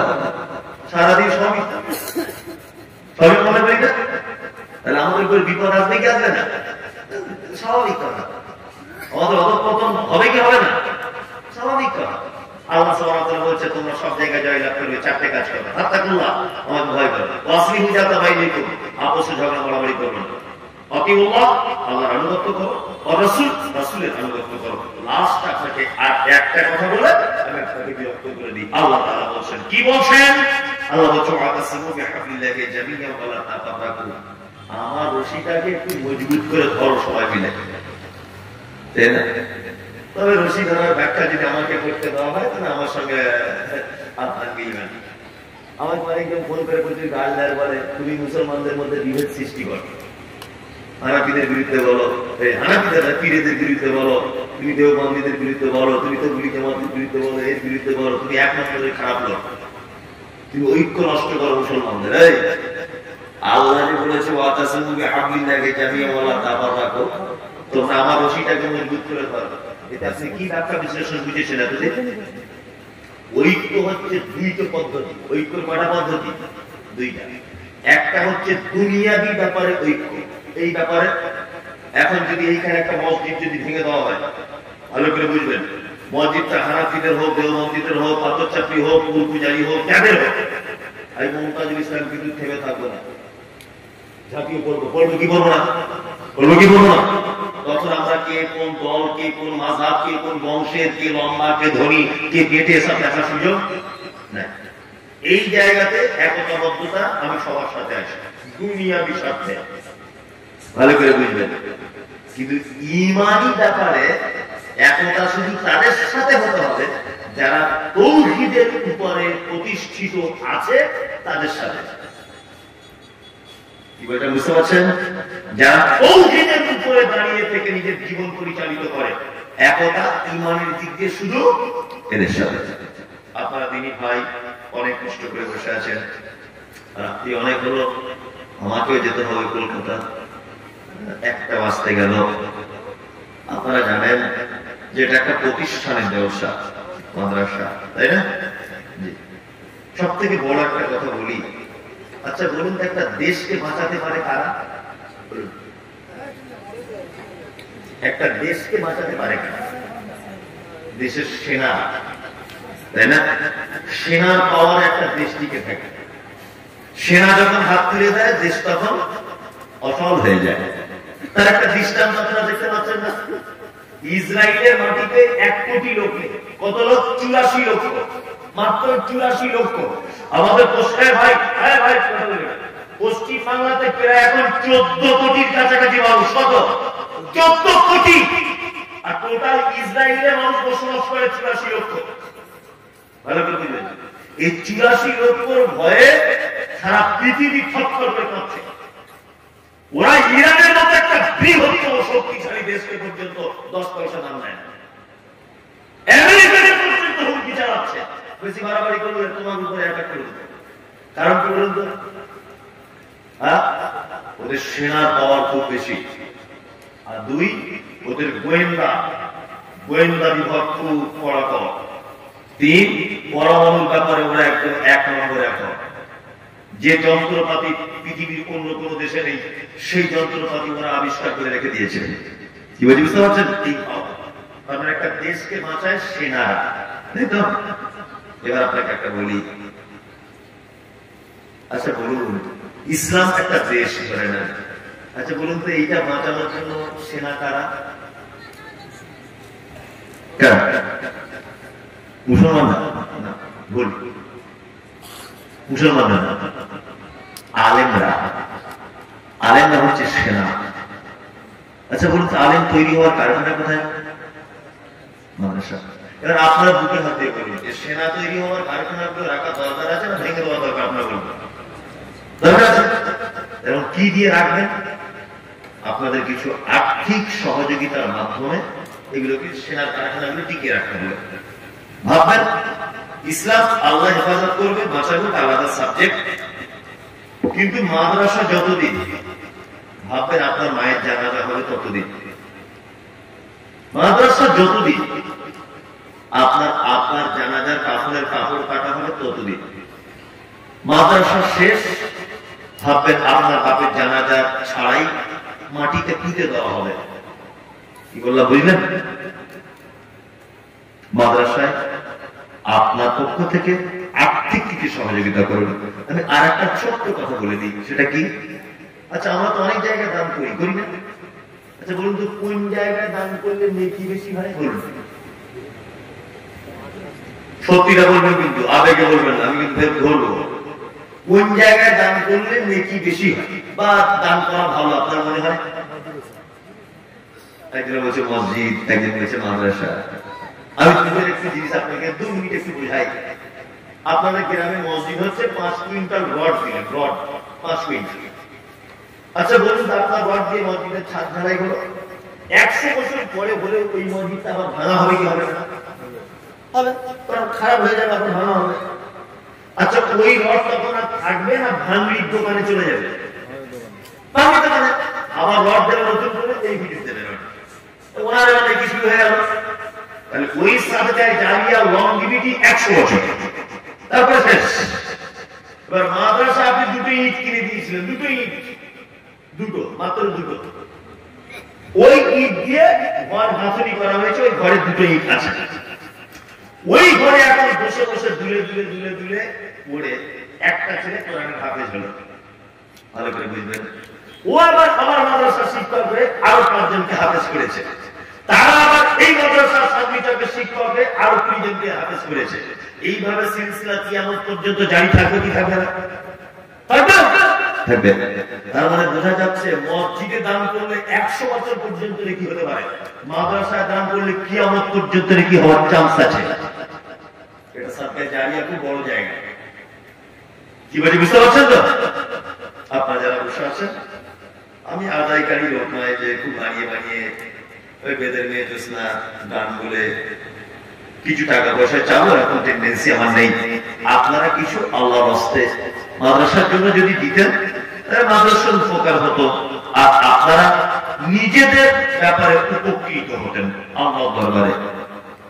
তো আছেন ভাই যে বিদায় বেলাতে পড়ে তবু তোমারি প্রেম জমে হৃদয় গহীনে, আমি তোমারি গোলাম গো অন্য কারো না, আমি তোমারি গোলাম গো অন্য কারো না, আলিমুল গায়বি তুমি মালিক রব্বানা, আল্লাহু আল্লাহু আল্লাহু আল্লাহ, তোমারি রহমত ছাড়া বাঁচা বড় দায়, কঠিন দিনে কঠিন ক্ষণে রাত বাঁচিয়ে রাখো গো আমায়, কত শত ভুল মাফ করে দাও, কত শত ভুল মাফ করে দাও, জানা কি অজানা আমি তোমারই গোলাম গো অন্য কারণ, আমি তোমারই গোলাম গো অন্য কারণ, তুমি আসমানে থাকো প্রভু আমি জমিনে, তবু তোমারি প্রেম জমে হৃদয় গহীনে।